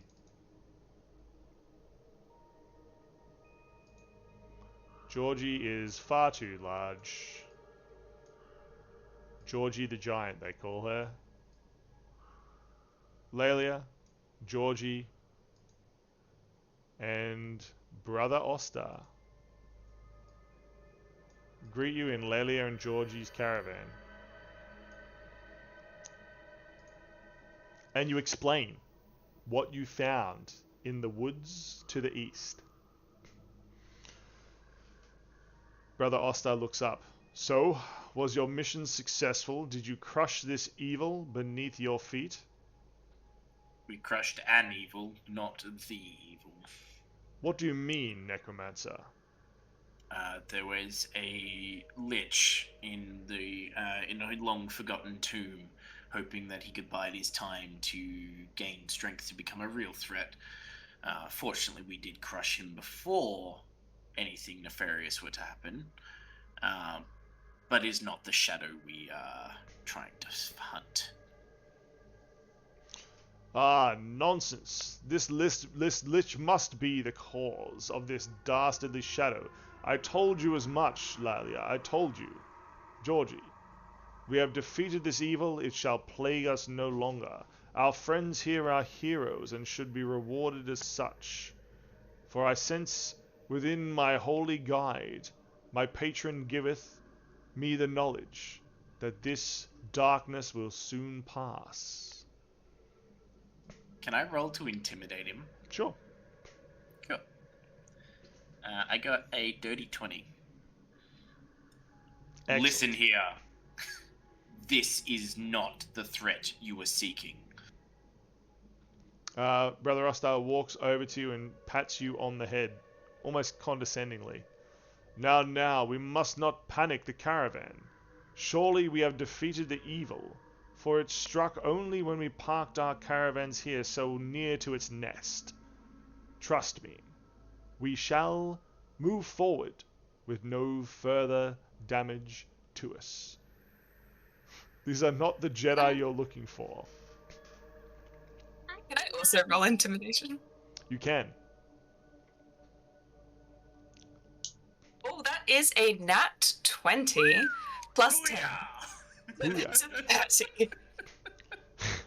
What would you like to say to Brother Oster?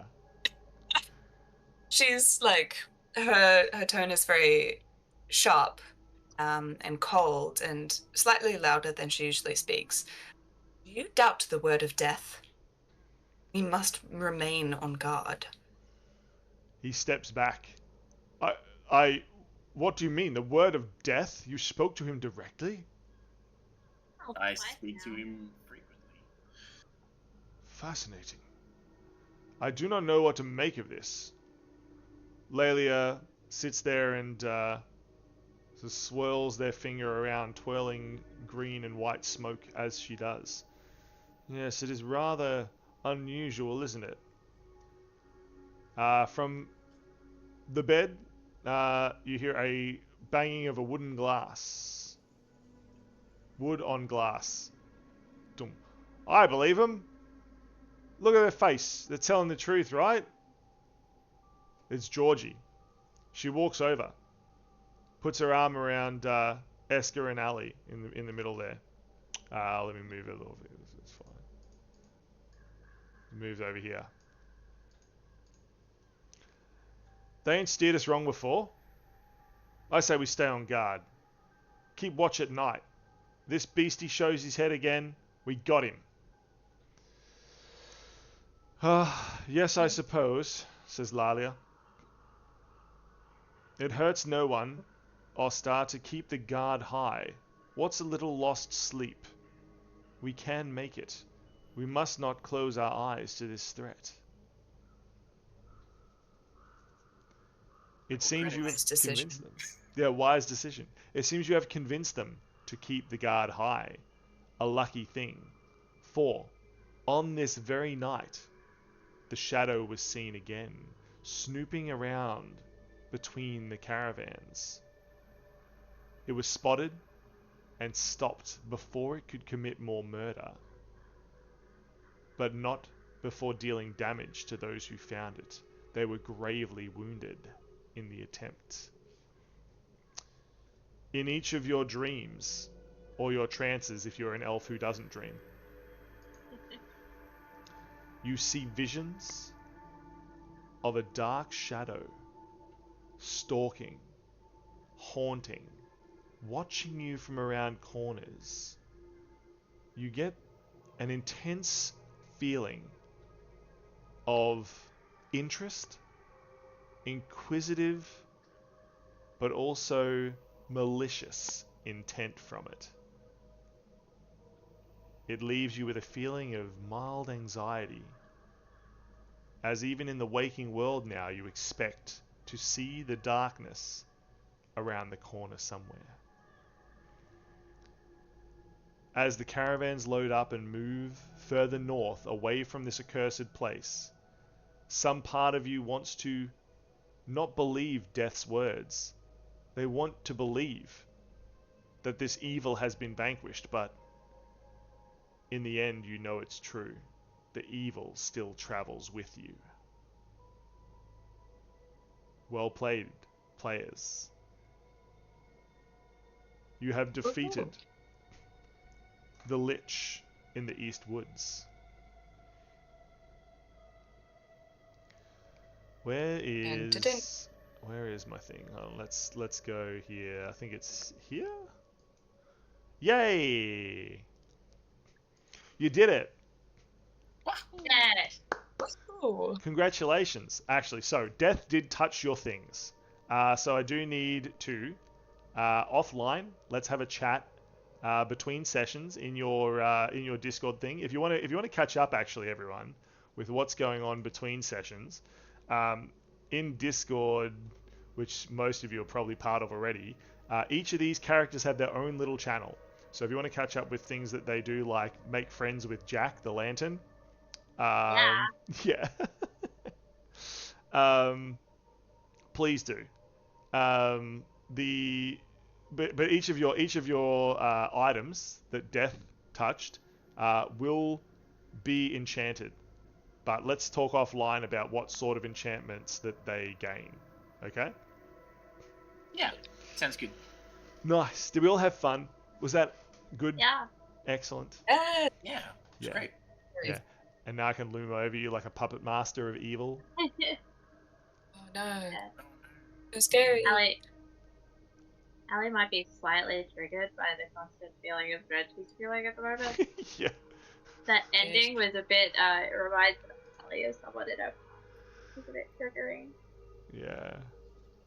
Sorry about The that. past she remembers. Oh. Because she was, she only remembers being saved by a thieves guild. Yeah. Someone in the thieves guild reminds her. Being reminded of. Yeah. Fair. Oh, no, it was very fun. Very, very good. I feel like we're getting a little bit more comfortable with how this all feels. Well, I know I am anyway. As a dungeon master. Yeah. I'm only a few months old, so I really I need to practice this a bit more. So thank you for letting me practice. This is getting very fun. Yeah. We need And attack things that look like trees. Yeah, we need to give you more trees. More trees. Oh my god! I actually was going to put I forgot to put the trees in. Next time, Allie. Next time you get more trees. Yeah. Oh. Yeah, there was evil trees. Yeah, we'll do it. Hey, who are we going to raid? Let's figure it out. Who we got? Who's here? Let's figure it out. Raid channel. Who's doing the thing? There is someone doing D&D 5th edition adventure quest and cataclysm. They've been streaming for 4 hours. They're probably going to finish soon. Oh, this one's cool. That might be German though. Maybe we won't be able to understand what's happening, but they got cute little cartoons of like each of their characters. That's cool. Okay, we might raid them anyway. They may be speaking German. Maybe this will end up poorly, but we'll go and give them some love. They've only been streaming for 30 minutes. It says they're German and English, so Hopefully that's good. yeah, yeah. Okay, we're gonna start the raid. Thank you so much. You have all been legends. Thank you for playing, and thank you for watching, everyone. It's very, very good. Thank you. Yeah, we need a raid message. I forgot to do it. Are we just gonna do like the Oh, let's do we defeated a lich. Yeah. Yeah. Okay. We defeated a lich in D&D.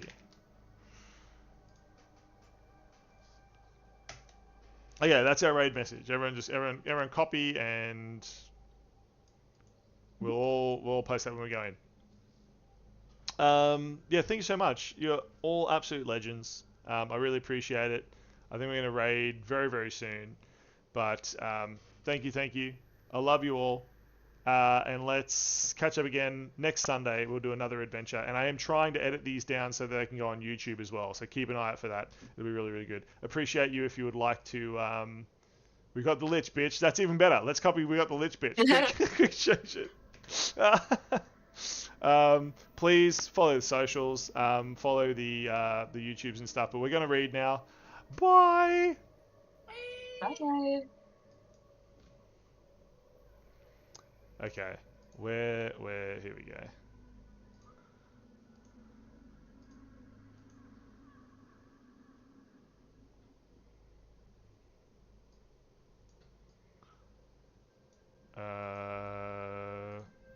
Okay, I need to. Oh, I've got the site muted. Uh-oh. Are they saying anything? Probably. Hello, how are you? You defeated the lich. How cute are their little characters down the bottom? It's so Yeah, cute. that's what it was. You did? Okay, did you defeated Vecna? Yeah. That's very cute. Just a random lich. Very cool. Which campaign do you play? Random weak lich. Oh, sad one. Okay. Just a random weak lich. Yep. Thanks so much, team. You're awesome. Thank you. That's alright. I appreciate it. Let's talk offline about what your cool items are going to be. I need to go back Sounds in good. here and I need to tell it to stop recording because it's recording everything we're saying right now.